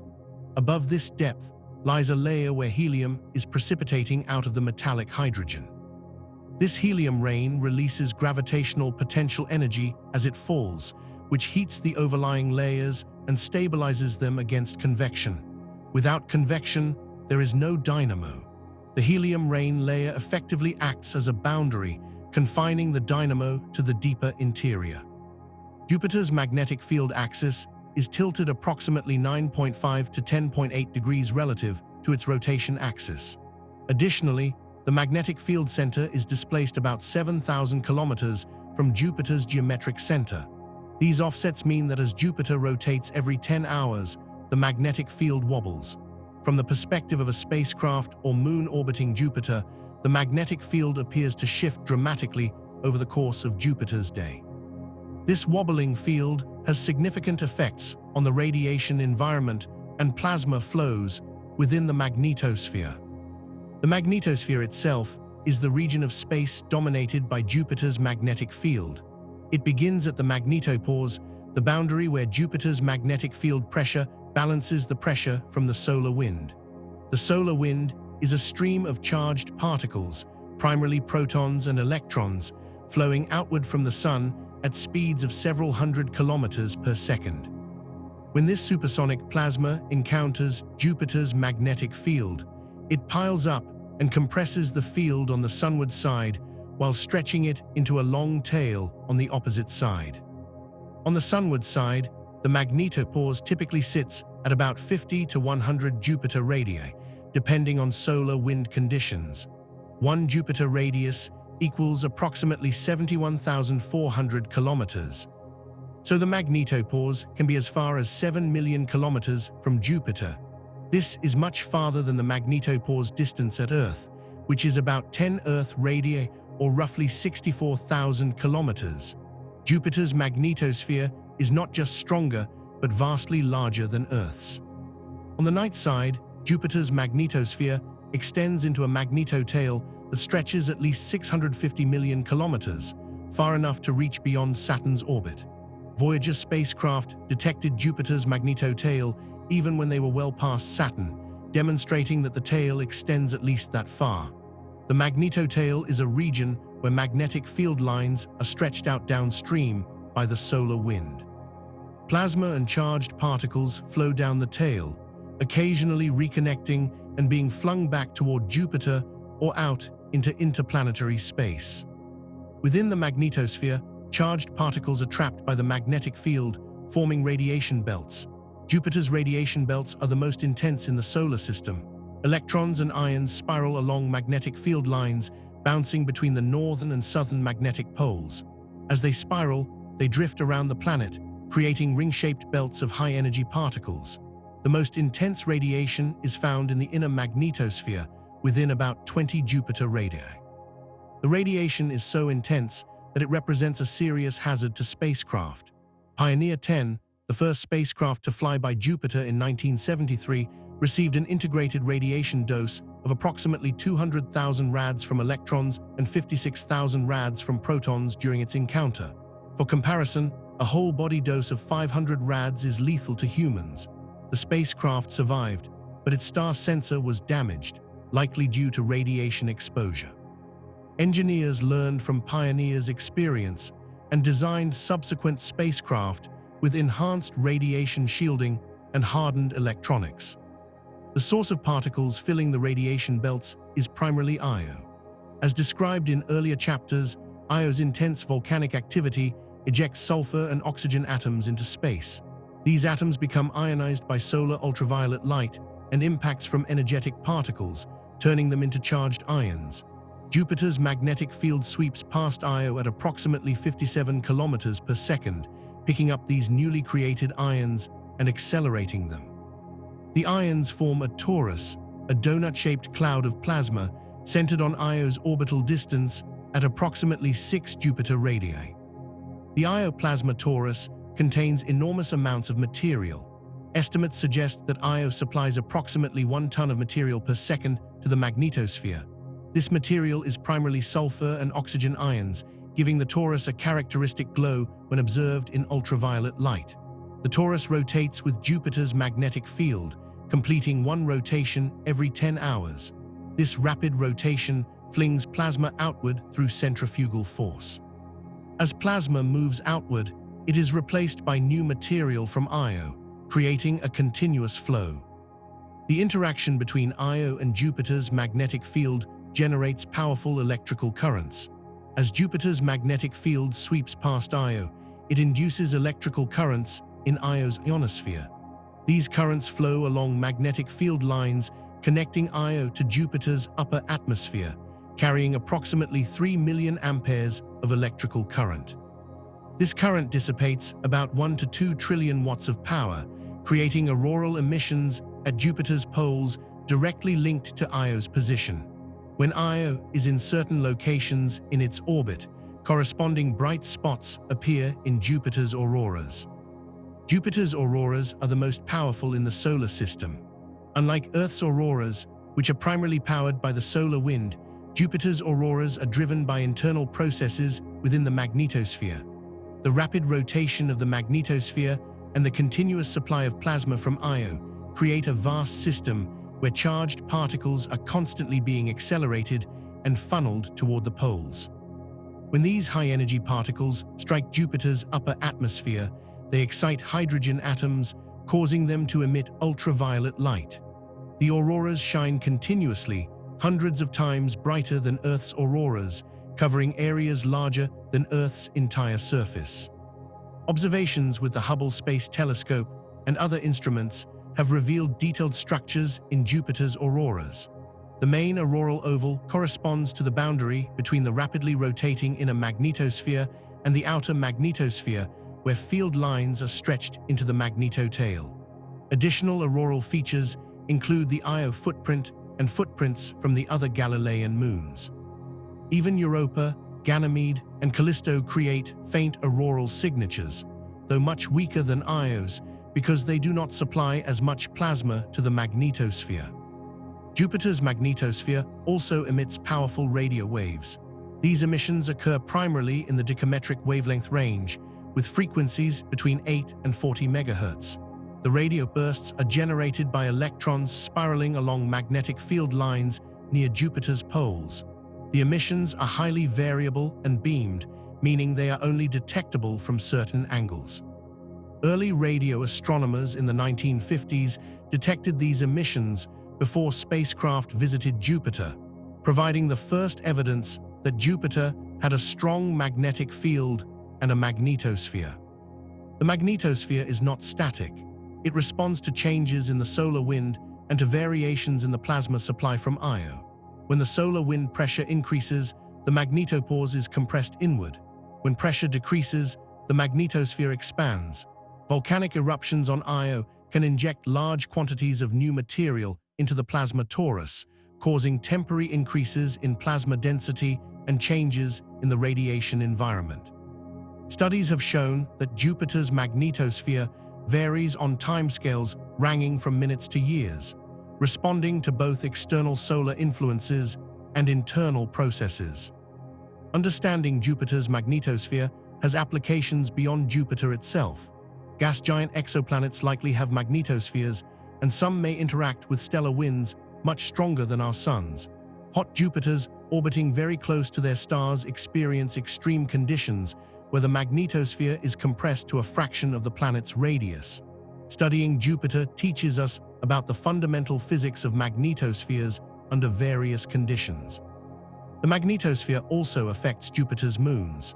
Ganymede, as mentioned, has its own magnetic field that creates a mini-magnetosphere within Jupiter's larger field. Europa and Callisto, lacking internal magnetic fields, are directly exposed to Jupiter's radiation. The radiation bombards the surfaces of these moons, breaking apart water ice molecules and creating oxygen atmospheres through radiolyses. The same radiation may also affect potential life in Europa's subsurface ocean if radiation-driven chemistry produces oxidants that can reach the ocean through cracks in the ice. Jupiter's magnetic field has likely varied over the planet's history. When Jupiter was younger and hotter, convection in the metallic hydrogen layer would have been more vigorous, potentially generating an even stronger magnetic field.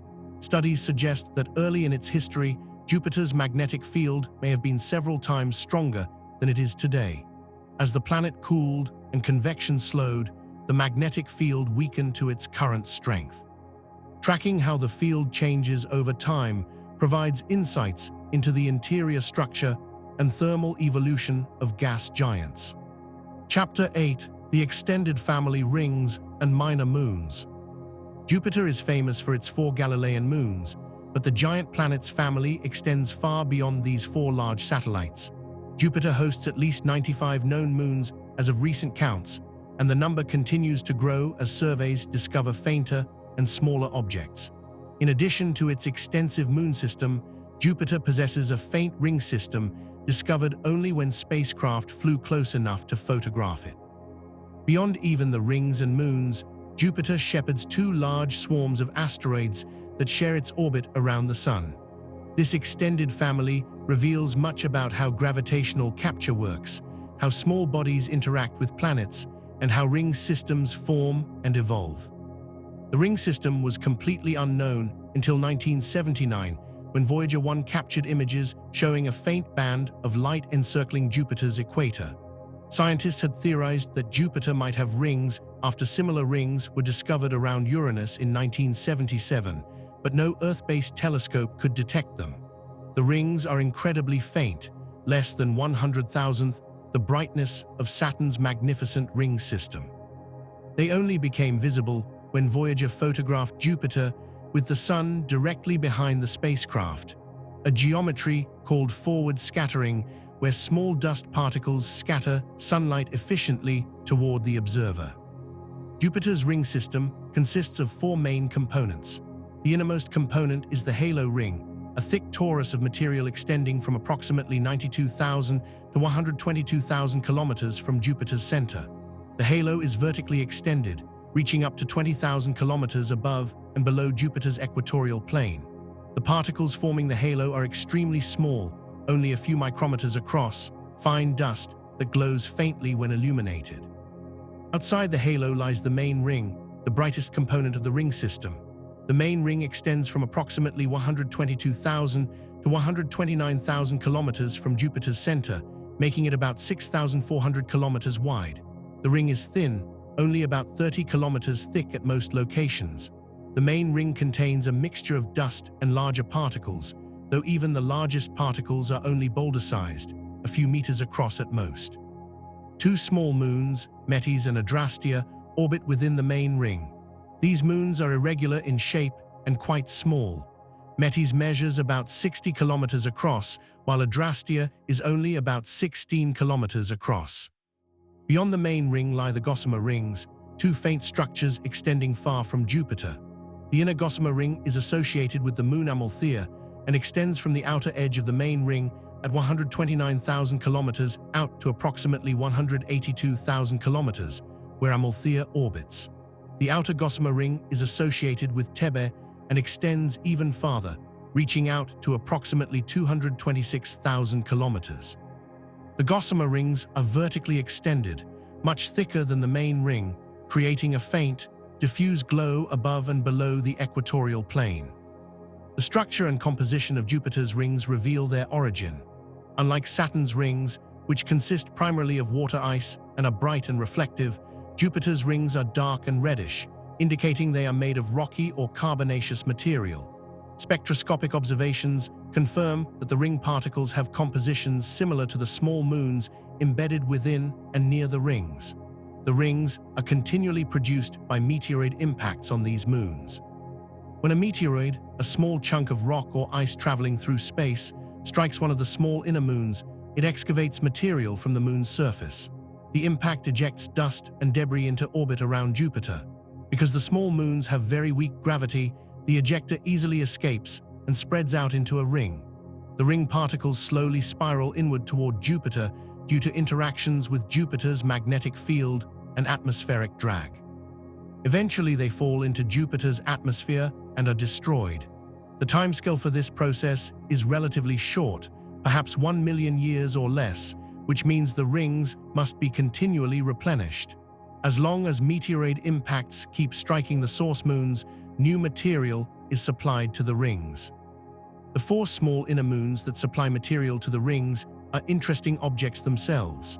Amalthea, the largest, was discovered in 1892 by astronomer Edward Emerson Barnard using the 36-inch refractor at Lick Observatory. It was the last moon discovered through direct visual observation rather than photography.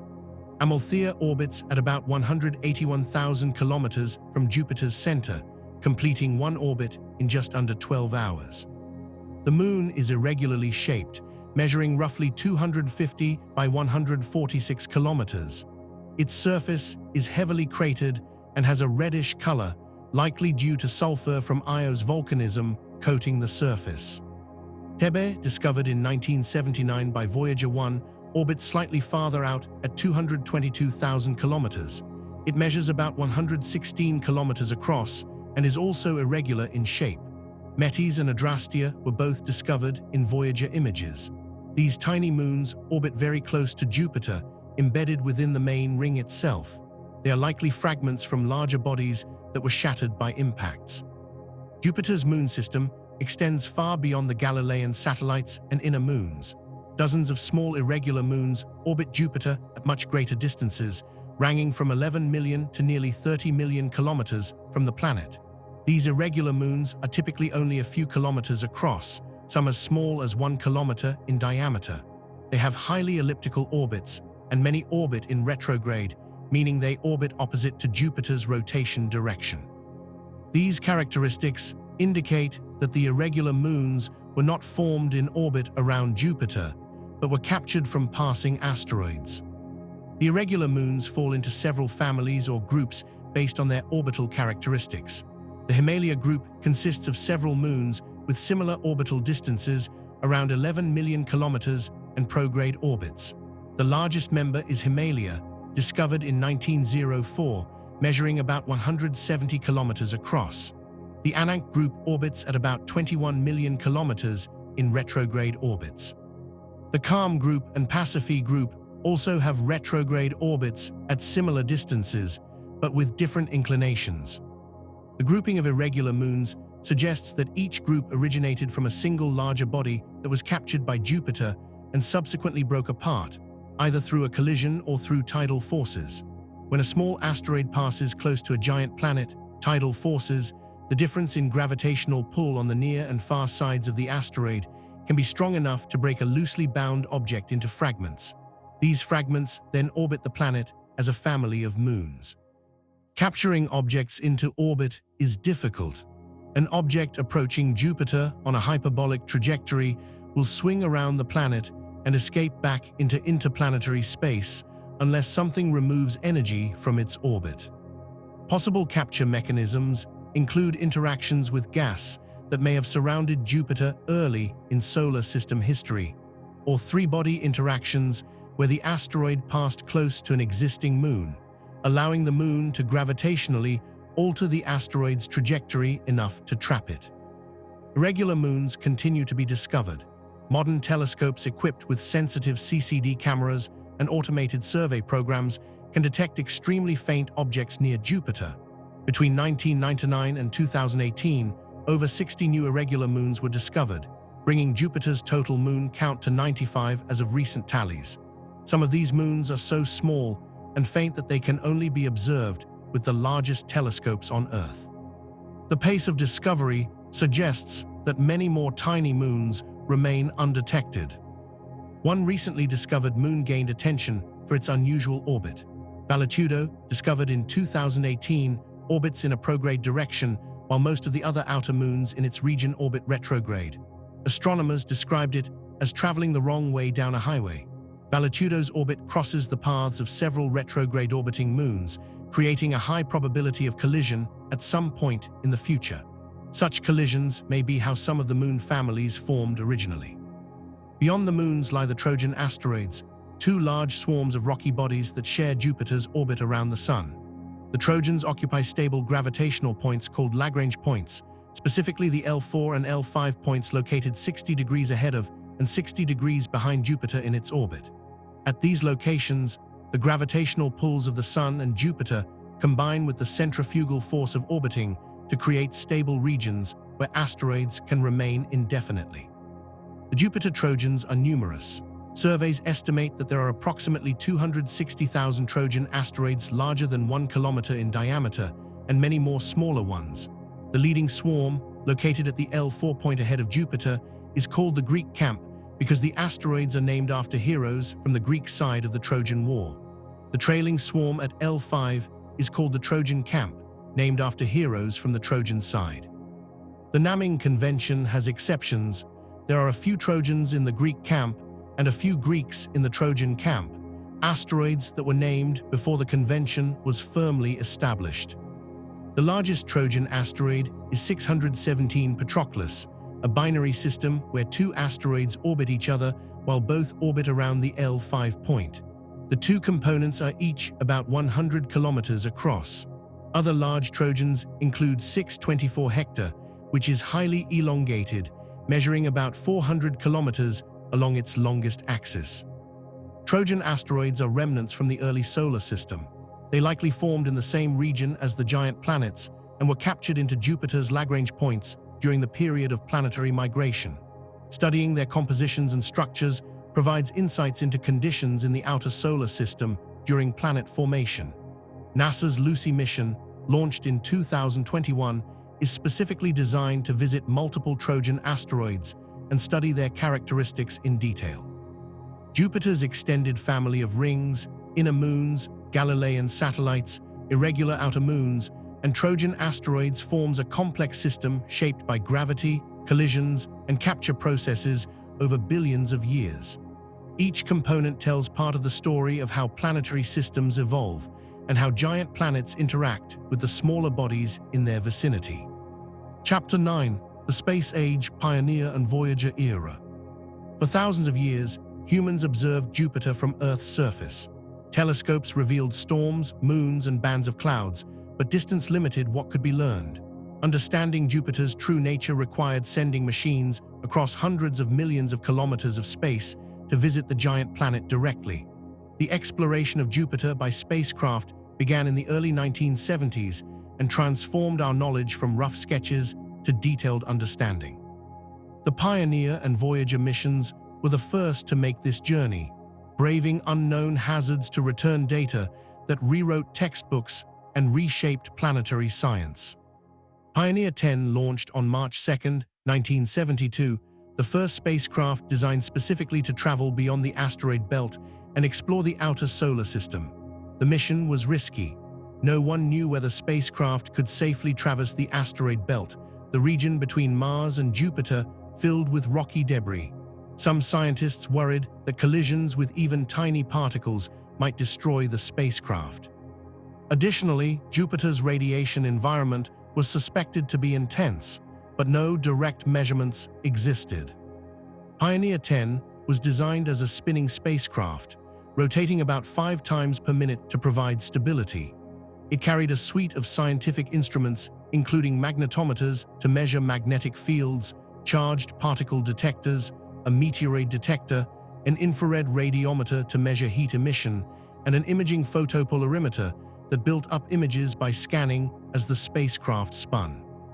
Electrical power came from radioisotope thermoelectric generators, devices that convert heat from radioactive decay of plutonium into electricity, necessary because solar panels would be too inefficient at Jupiter's distance, where sunlight is only 4% as intense as at Earth.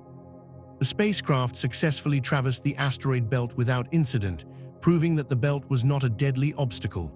On December 3, 1973, Pioneer 10 made its closest approach to Jupiter, passing 42,750 kilometers above the cloud tops. The encounter lasted only a few hours, during which the spacecraft collected data and transmitted it back to Earth. Pioneer 10 confirmed that Jupiter's radiation belts were indeed intense, far more dangerous than Earth's. The spacecraft received a radiation dose thousands of times greater than what would be lethal to humans. Several instruments were damaged or degraded by the radiation, and the star sensor used for navigation failed shortly after closest approach. But Pioneer 10 survived and returned crucial data.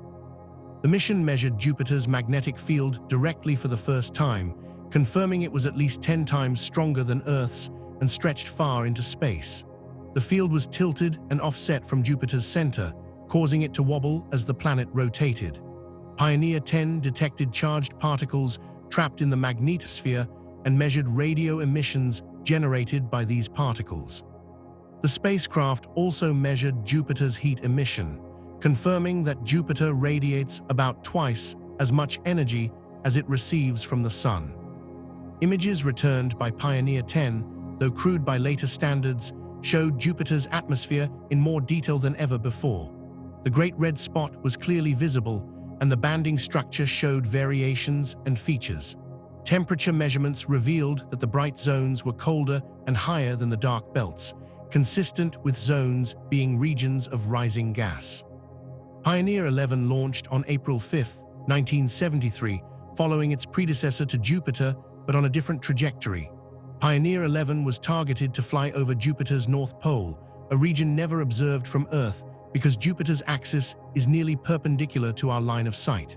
The spacecraft made its closest approach on December 2, 1974, passing within 43,000 kilometers of the cloud tops.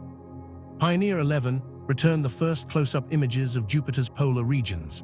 These areas appeared surprisingly turbulent, lacking the clear banding structure seen at lower latitudes.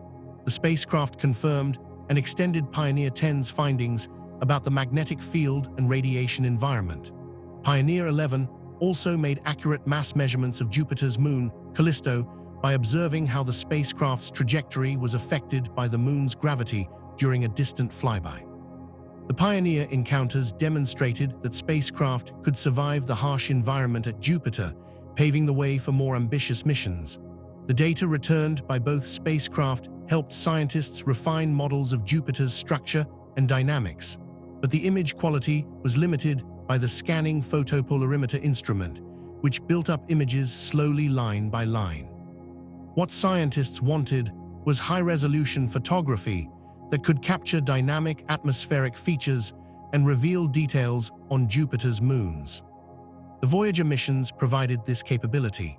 Voyager 1 and Voyager 2 were launched in 1977 on trajectories designed to take advantage of a rare alignment of the outer planets. This alignment, occurring only once every 176 years, would allow both spacecraft to visit Jupiter and Saturn, with Voyager 2 continuing to Uranus and Neptune through gravity assists. Both Voyagers carried sophisticated cameras, spectrometers, and other instruments powered by radioisotope generators. Voyager 1 reached Jupiter in January 1979, beginning intensive observations months before closest approach on March 5th. The spacecraft approached from below Jupiter's equatorial plane and passed within 278,000 kilometers of the cloud tops, closer than the Pioneers, but still far enough to reduce radiation damage. The images Voyager 1 returned were spectacular. For the first time, Jupiter's atmosphere was revealed in photographic detail. The Great Red Spot showed intricate internal structure with smaller eddies and swirls within the larger storm. Time-lapse movies assembled from sequences of images showed atmospheric features moving, rotating, and interacting with each other. Jet streams at the boundaries between belts and zones were clearly visible as narrow bands where the colors changed abruptly. Lightning was detected on Jupiter's night side, flashes illuminating clouds from within. Voyager 1 discovered Jupiter's ring system. Scientists had specifically programmed the spacecraft to take long-exposure images looking back toward Jupiter with the sun behind the camera, the geometry most likely to reveal faint dust rings. The images showed a faint band of light encircling Jupiter at the equator.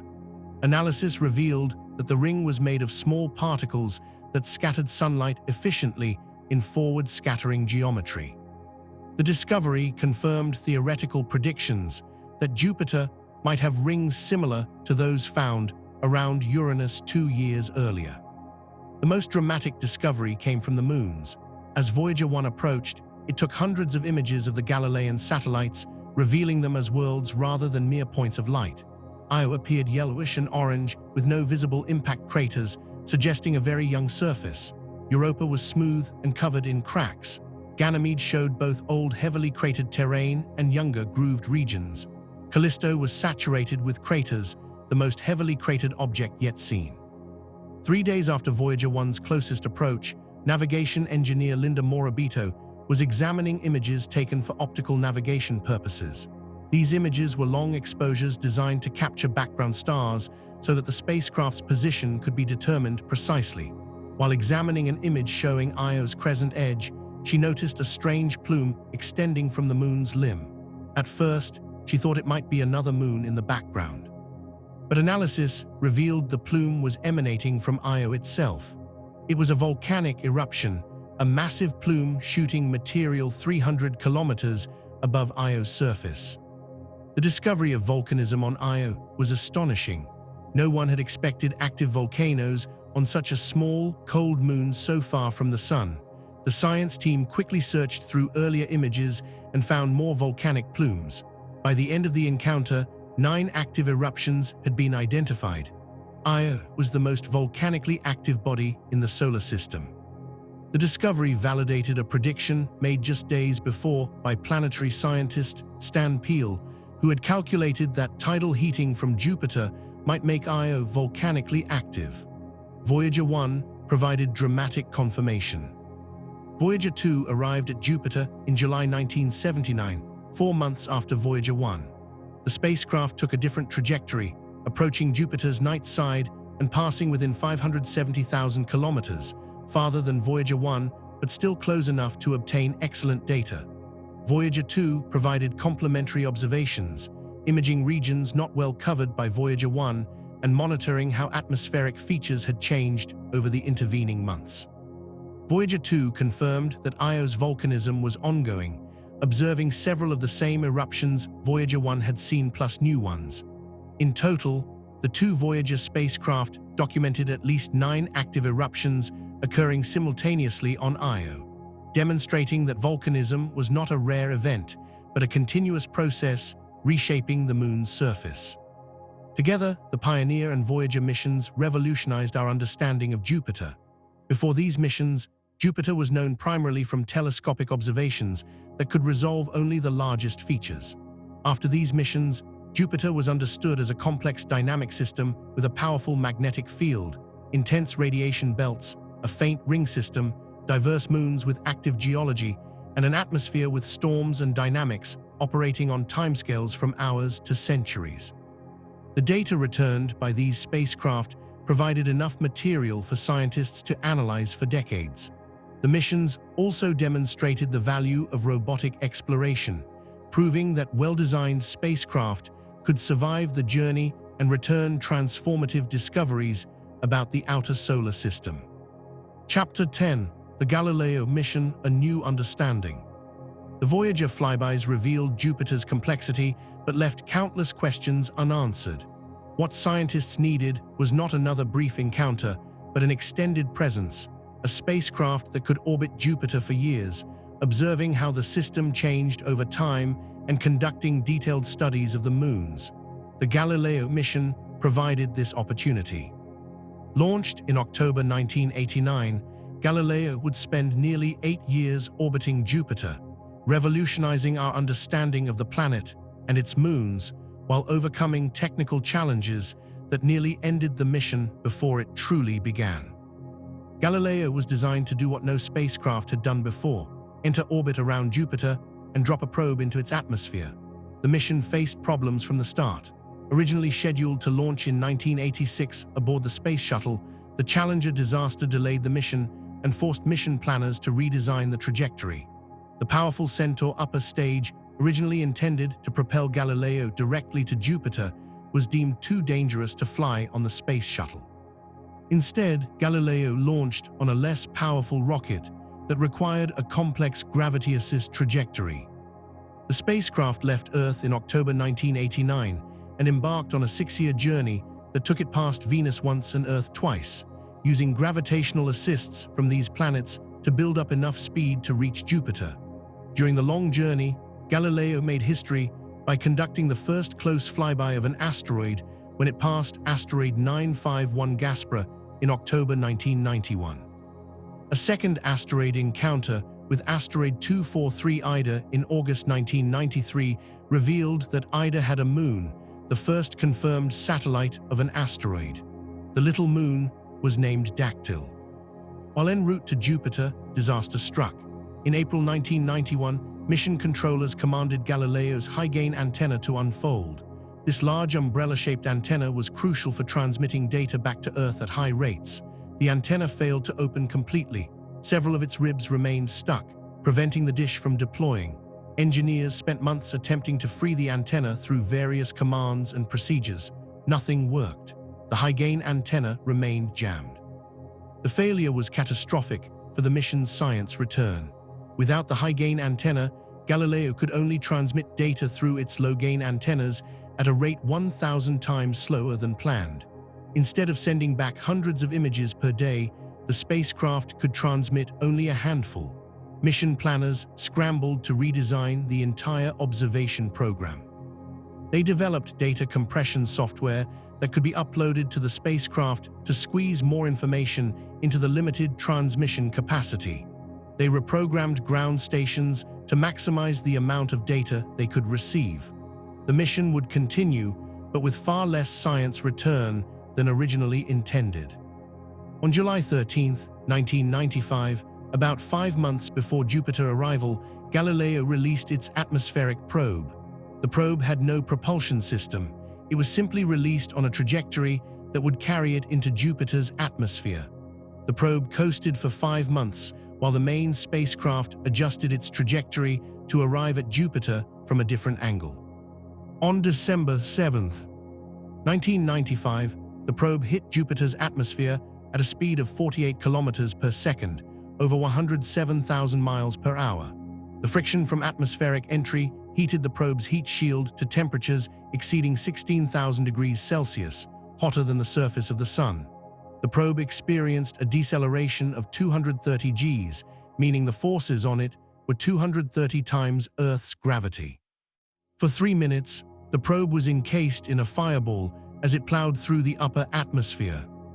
The heat shield ablated away, carrying off excess heat. Once the probe slowed to subsonic speeds, it jettisoned the remains of the heat shield and deployed a parachute. For 57.6 minutes, the probe descended through Jupiter's atmosphere, transmitting data continuously. It measured temperature, pressure, composition, wind speed, and other properties as it fell deeper into the planet. The main Galileo spacecraft, orbiting overhead, received the probe's transmissions and stored them for later relay to Earth. The probe's findings surprised scientists. The atmosphere was much drier than expected, with less than half the water content that models predicted. Additionally, the probe encountered powerful turbulence and downdrafts. Wind speeds reached more than 640 kilometers per hour, faster than any winds measured on Earth. The probe detected no distinct cloud layers. Instead, the atmosphere appeared hazy and relatively uniform where it descended. The probe's transmitter failed when it reached a depth of approximately 160 kilometers below the entry altitude, where the pressure reached 22 atmospheres and temperature climbed to 153 degrees Celsius. The exact fate of the probe is unknown, but it likely melted and vaporized as it fell deeper into increasingly hot and high-pressure regions.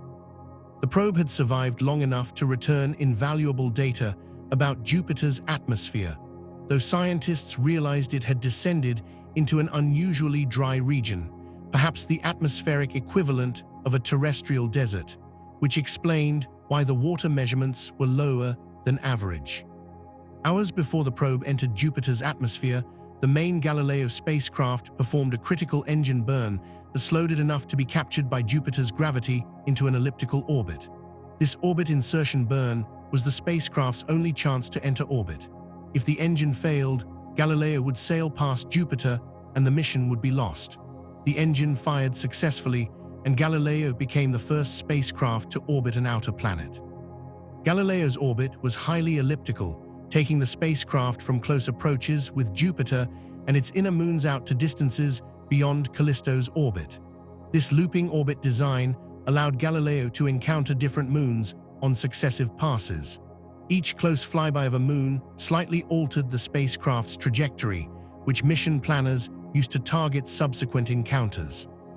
This technique, called gravity-assist trajectory design, allowed Galileo to visit all 4 Galilean moons multiple times using minimal propellant.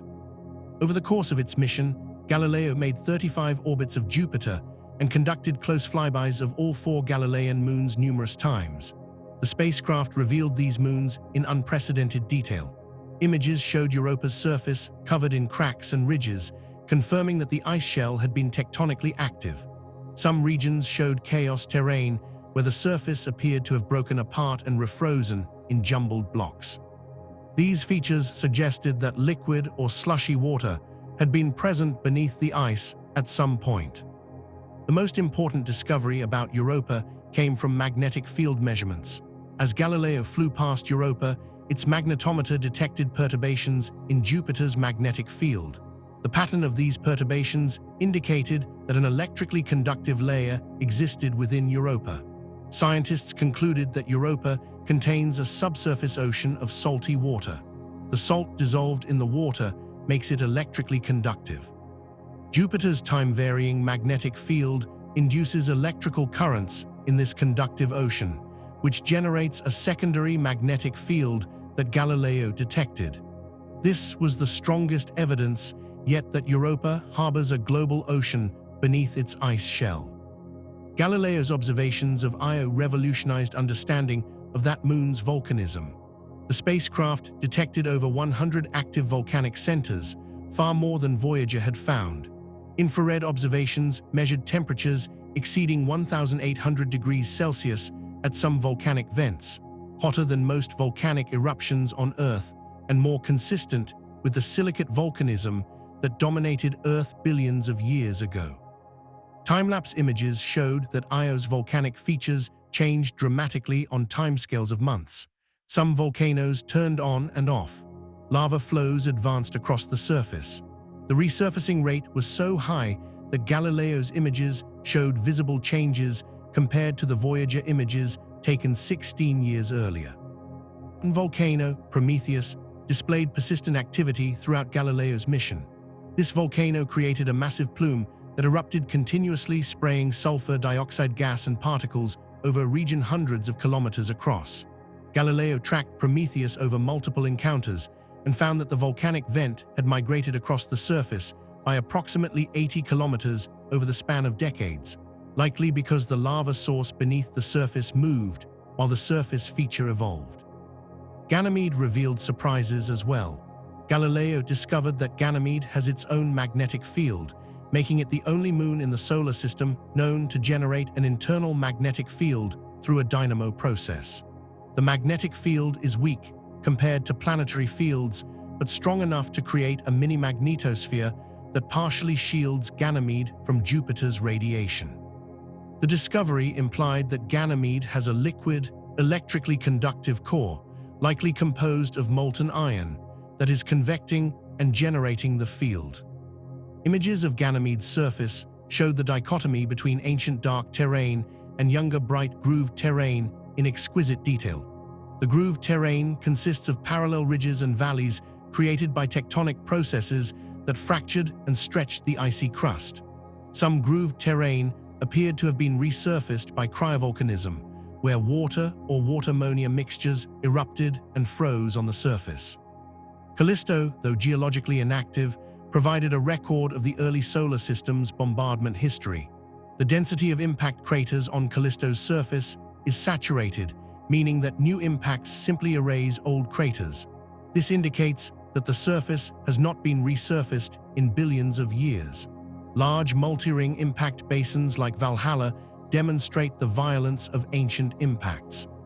When a massive object struck Callisto, it created ripples in the icy crust that propagated outward and froze in place, forming the concentric rings visible today. Galileo also mapped Jupiter's ring system in detail. The spacecraft imaged the rings from multiple angles and distances, revealing the structure and particle distribution. The observations confirmed that the rings are composed of dust ejected from the inner moons by micrometeoroid impacts. The Gossamer rings associated with Amalthea and Thebe are vertically extended because dust ejected from these moons retains the orbital inclination of the source moon. In July 1994, before Galileo entered orbit, the spacecraft had a front-row seat to one of the most spectacular astronomical events of the 20th century. Comet Shoemaker-Levy 9, which had broken apart during a close pass by Jupiter in 1992, collided with Jupiter in a series of impacts over 6 days. The comet had fragmented into more than 20 pieces, each of which struck Jupiter separately. The impacts occurred on Jupiter's far side, out of view from Earth, but Galileo was positioned to see them directly. Galileo's cameras captured images of the impacts showing brilliant fireballs rising above Jupiter's limb. The impacts released enormous amounts of energy, each equivalent to millions of megatons of TNT. The largest fragment, Fragment G, created a fireball that reached temperatures of 24,000 Kelvin. After each impact, dark scars appeared at the impact sites, visible even through small telescopes on Earth. These scars persisted for months before dispersing. The event demonstrated that Jupiter continues to be struck by comets and asteroids, and it provided a unique opportunity to study impact processes on a giant planet. Galileo's primary mission was scheduled to last 2 years, ending in December 1997. However, the spacecraft remained functional, and NASA extended the mission multiple times. The extended mission included additional flybys of Europa, Callisto, and Io, bringing the total encounter count much higher than originally planned. These extended observations provided long-term monitoring of volcanic activity on Io and additional data about Europa's ice shell structure. In 2003, Galileo's systems were degrading. Radiation exposure over nearly 8 years in Jupiter's magnetosphere had damaged electronics and degraded instruments. The spacecraft's propellant supply was running low. Mission planners faced a decision about how to end the mission.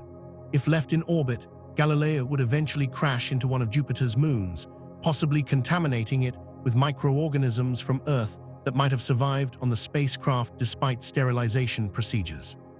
Europa, with its subsurface ocean, was of particular concern for potential biological contamination.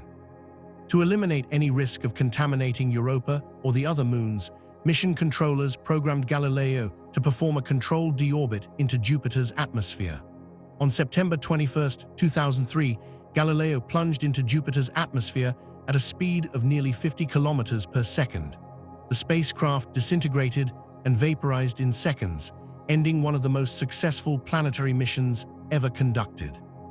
Galileo had returned over 14,000 images and made discoveries that reshaped our understanding of Jupiter and its moons.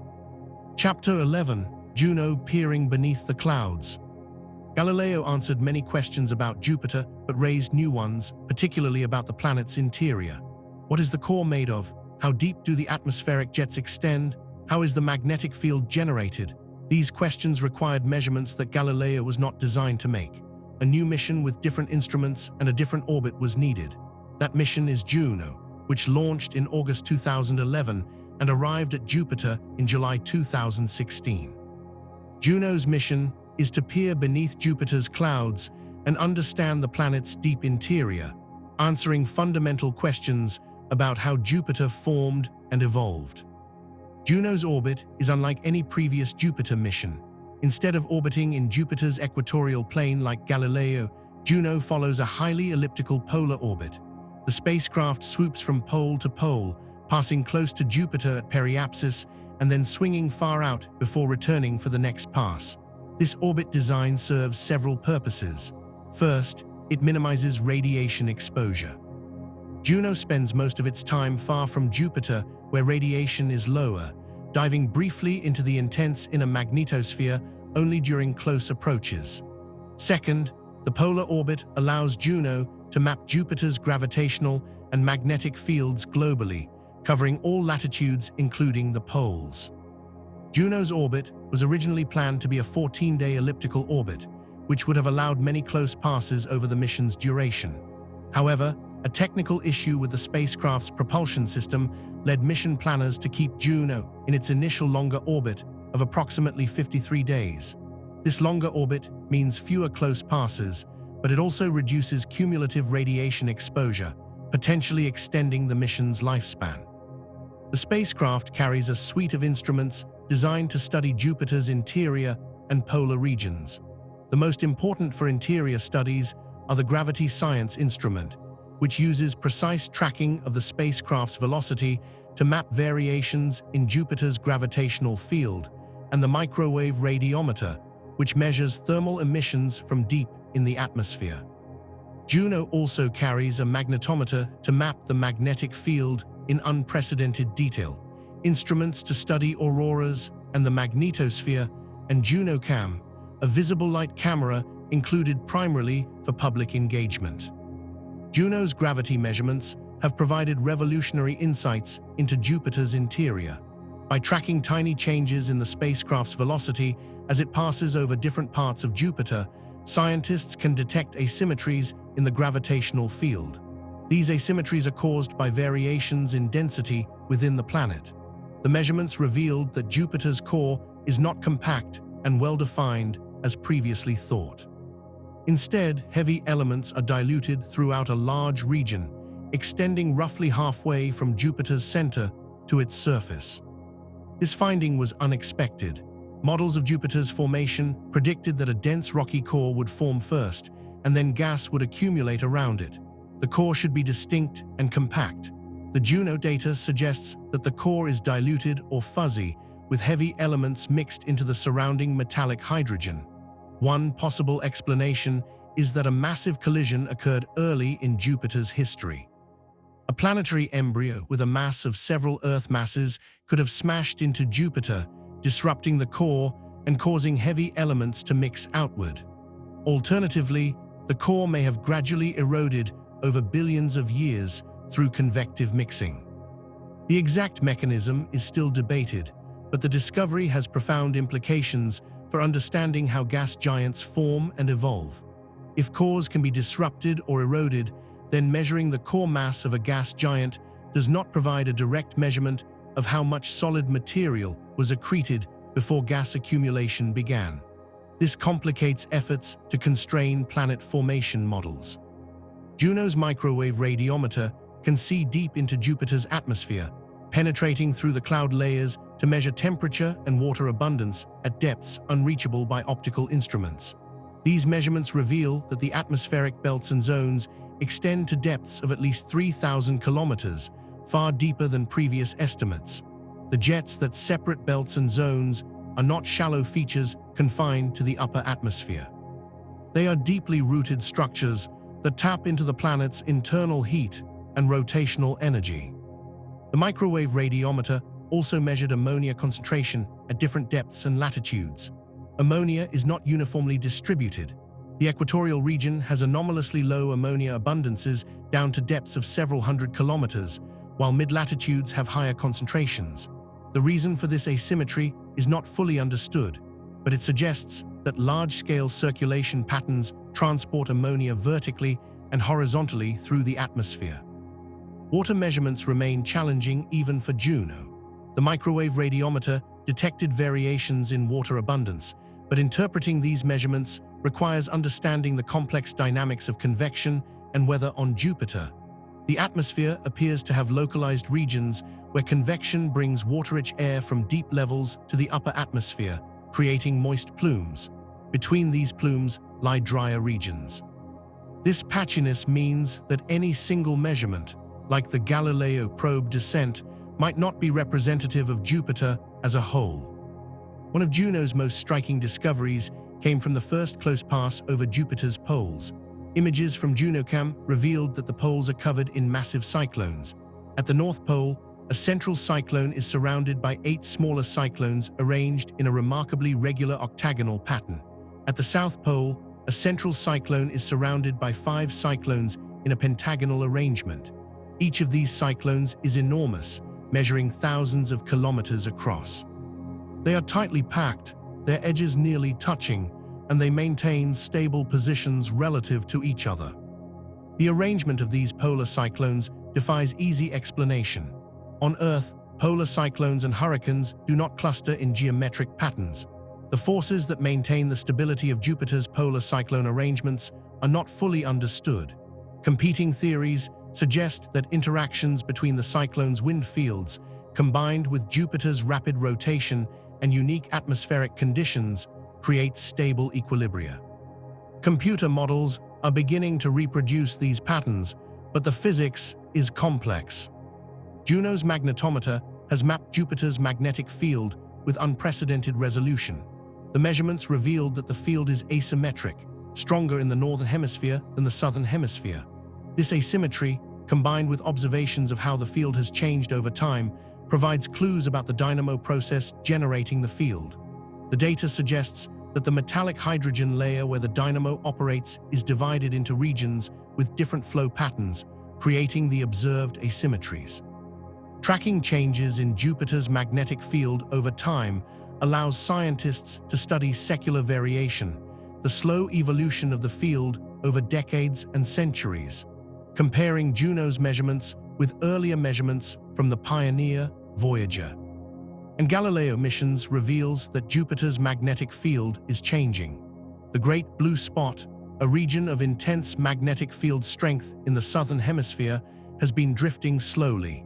These changes occur because the flows in the metallic hydrogen layer that generate the field are themselves changing. Juno has also studied Jupiter's auroras in detail. Ultraviolet images captured during close passes show the auroral ovals and associated features at the poles.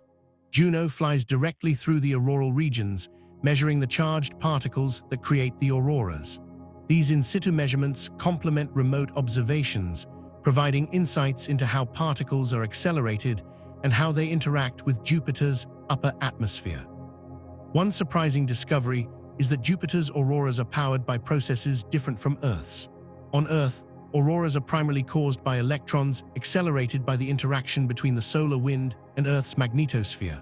On Jupiter, the auroras are driven mainly by internal processes related to the rotation of the magnetosphere and the plasma supplied by Io. The mechanisms that accelerate particles to the energies needed to create auroras are still being investigated. Juno's mission has been extended multiple times. The spacecraft remains functional, and the longer orbital period, while reducing the number of close passes, has allowed the mission to continue collecting data for years. Extended mission objectives include close flybys of the Galilean moons. Juno conducted a close flyby of Ganymede in June 2021, returning high-resolution images and data about the moon's ice shell and magnetic field. Subsequent flybys targeted Europa and Io, providing new observations of these fascinating worlds. The Juno mission has fundamentally altered our understanding of Jupiter's interior structure, magnetic field generation, and atmospheric dynamics. The discoveries have challenged existing models and forced scientists to reconsider how gas giants work. Juno demonstrates that even well-studied objects like Jupiter still hold surprises that require new observations and new perspectives to uncover. Chapter 12: Future Exploration and Unanswered Questions. Jupiter has been visited by 9 spacecraft to date, yet it remains a world of mysteries. Every mission answers questions but reveals new ones. The giant planet's complexity ensures that decades of exploration have only scratched the surface. Looking forward, an ambitious array of missions is planned or proposed, each designed to tackle specific questions that earlier missions could not answer. At the same time, fundamental mysteries persist, ensuring that Jupiter will remain a focus of planetary science for generations to come. The most immediate future mission is Europa Clipper, which launched on October 14, 2024. This NASA flagship mission is designed specifically to investigate Europa and determine whether the moon's subsurface ocean could harbor conditions suitable for life. Europa Clipper will not orbit Europa directly because the intense radiation environment would quickly destroy the spacecraft. Instead, it will orbit Jupiter in a long elliptical orbit that brings it close to Europa during repeated flybys. Europa Clipper will conduct 49 close flybys of Europa, each passing at different locations and altitudes to build up global coverage. The spacecraft carries 9 science instruments and will use radio tracking for gravity measurements. The instruments include cameras to image the surface at high resolution, spectrometers to determine surface composition, an ice-penetrating radar to probe the ice shell structure and search for water within or beneath the ice, and a magnetometer to characterize the subsurface ocean through magnetic induction. One of the mission's key goals is to measure the thickness of Europa's ice shell. Estimates range from a few kilometers to over 30 kilometers, with enormous implications for the feasibility of accessing the subsurface ocean. The ice-penetrating radar will provide constraints on thickness by detecting the boundary between ice and water. Another goal is to identify locations where the ice shell is thin or where water might reach the surface through cracks or plumes. These locations would be prime targets for a future lander mission that could sample the ocean directly. Europa Clipper will also characterize the composition of Europa's surface to understand what materials are present. Spectroscopic observations from Earth and previous spacecraft have detected salts, sulfur compounds, and possibly organic molecules. Europa Clipper's instruments will map these materials at high resolution and determine their distribution. Understanding surface composition provides clues about what exists in the ocean below, since material from the ocean likely reaches the surface through tectonic fracturing or cryovolcanism. The spacecraft is scheduled to arrive at Jupiter in April 2030. The multi-year mission will provide unprecedented insights into Europa and assess its potential habitability. If the mission confirms that Europa has conditions suitable for life, it will strengthen the case for a dedicated Europa lander mission. Running in parallel with Europa Clipper is the European Space Agency's JUICE mission, which stands for Jupiter Icy Moons Explorer. JUICE launched in April 2023 and will arrive at Jupiter in July 2031. The mission will conduct detailed studies of 3 of Jupiter's Galilean moons, Ganymede, Callisto, and Europa. JUICE will perform multiple flybys of Callisto and Europa before eventually entering orbit around Ganymede in December 2034, making it the first spacecraft ever to orbit a moon other than Earth's moon. JUICE carries a suite of instruments including cameras, spectrometers, a radar sounder, and instruments to measure magnetic fields and charged particles. The mission's primary focus is Ganymede, the largest moon in the solar system and the only moon with its own magnetic field. JUICE will map Ganymede's surface, probe its interior structure using radar and gravity measurements, and study its magnetic field and magnetosphere in detail. Understanding Ganymede's internal ocean and how its dynamo generates a magnetic field are key objectives. JUICE will also conduct detailed studies of Callisto, the most heavily cratered object in the solar system, to understand its ancient surface and determine whether it has a subsurface ocean like Europa and Ganymede. Multiple flybys of Europa will provide additional data about that moon's ice shell and ocean, complementing Europa Clipper's observations. Both Europa Clipper and JUICE will operate at Jupiter simultaneously for several years, providing a coordinated campaign to study the icy moons. The 2 missions will share data and coordinate observations to maximize scientific return. This international collaboration represents the future of planetary exploration, where missions from different agencies work together to tackle complex scientific questions. Beyond these confirmed missions, numerous proposals exist for future Jupiter exploration. A Europa lander is under study by NASA. This mission would land on Europa's surface and spend weeks or months conducting detailed chemical analysis of surface materials. The lander would carry instruments capable of detecting organic molecules and biosignatures, chemicals that might indicate the presence of life in the subsurface ocean. Landing on Europa is challenging due to the intense radiation, the rough terrain, and the difficulty of ensuring the landing site is scientifically interesting. But the scientific payoff could be enormous if the lander sampled material that originated in the ocean. Another proposed concept is an Io volcano observer, a spacecraft designed to study Io's intense volcanism in detail. Io's volcanic activity is unique in the solar system, and understanding it provides insights into tidal heating and planetary interior processes.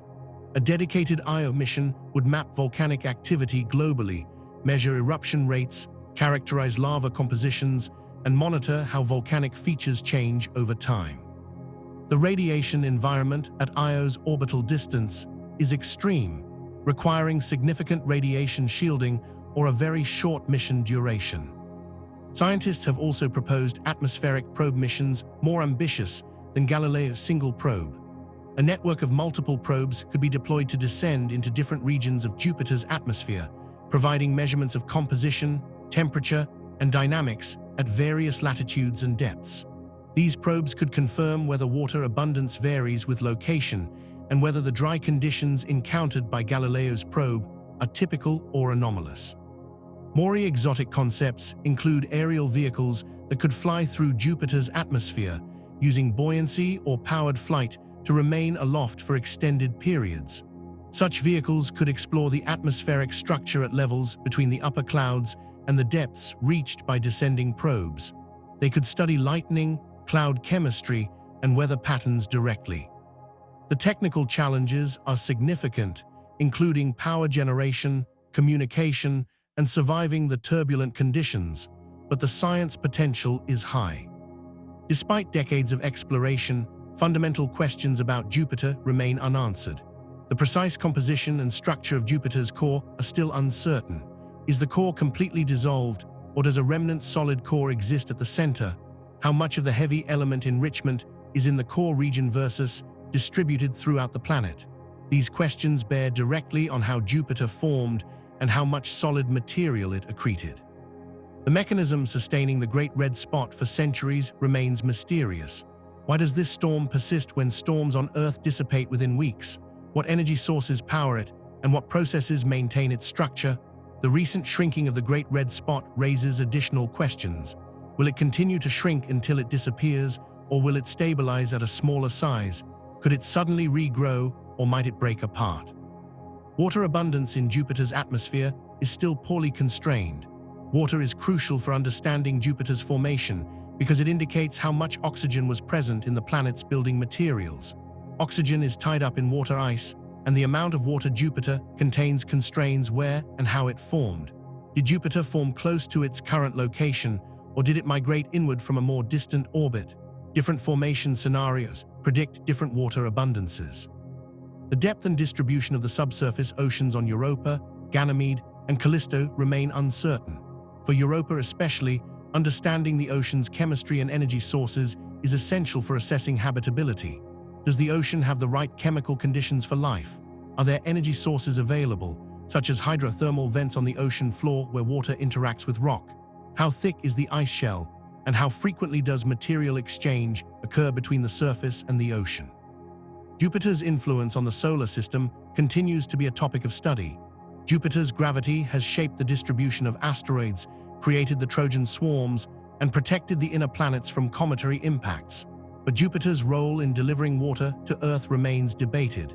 Did water-rich asteroids scattered by Jupiter bring Earth's oceans, or did water come from other sources? Understanding Jupiter's migration history is key to answering this question. Jupiter also serves as a laboratory for understanding exoplanets. Gas giants are common around other stars. Many exoplanets are hot Jupiters, gas giants orbiting extremely close to their stars with orbital periods of only days. These planets likely formed farther out and migrated inward, similar to what Jupiter may have done in our solar system's early history. Studying Jupiter's structure, atmosphere, and magnetic field informs models of exoplanets, most of which we can only observe indirectly through their effects on starlight. The future of Jupiter exploration is bright. Europa Clipper and JUICE will arrive within a year of each other, providing an unprecedented coordinated campaign.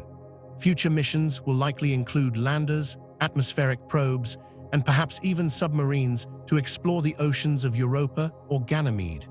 Each mission will peel back another layer of mystery, revealing new wonders and raising new questions. Jupiter stands as the king of planets not just because of its size, but because of its complexity and its importance to the solar system's structure and history. From ancient myths to modern spacecraft, humanity's relationship with Jupiter has been one of awe and curiosity. The giant planet dominates our night sky, commands the orbits of dozens of moons, and protects the inner solar system from cosmic bombardment. It formed first among the planets, shaping where and how other worlds could exist. Its interior contains exotic states of matter found nowhere else in nature. Its moons harbor vast oceans that may hold life. The complete story of Jupiter is still being written. Each spacecraft, each observation, each scientific discovery adds a new chapter. The mysteries that remain ensure that Jupiter will continue to captivate scientists and explorers for centuries to come. As technology advances and our understanding deepens, we will uncover secrets that today we cannot even imagine. Jupiter's story is not just the story of a planet. It is the story of how worlds form, how life might arise, and how humanity reaches out to understand the cosmos. If you have been fascinated by this journey through the complete story of Jupiter, from its violent birth 4.5 billion years ago to the cutting-edge missions exploring it today, make sure to hit that like button and subscribe to the channel. There is so much more to discover about our solar system and the universe beyond. Stay curious, keep exploring, and join me for the next cosmic adventure.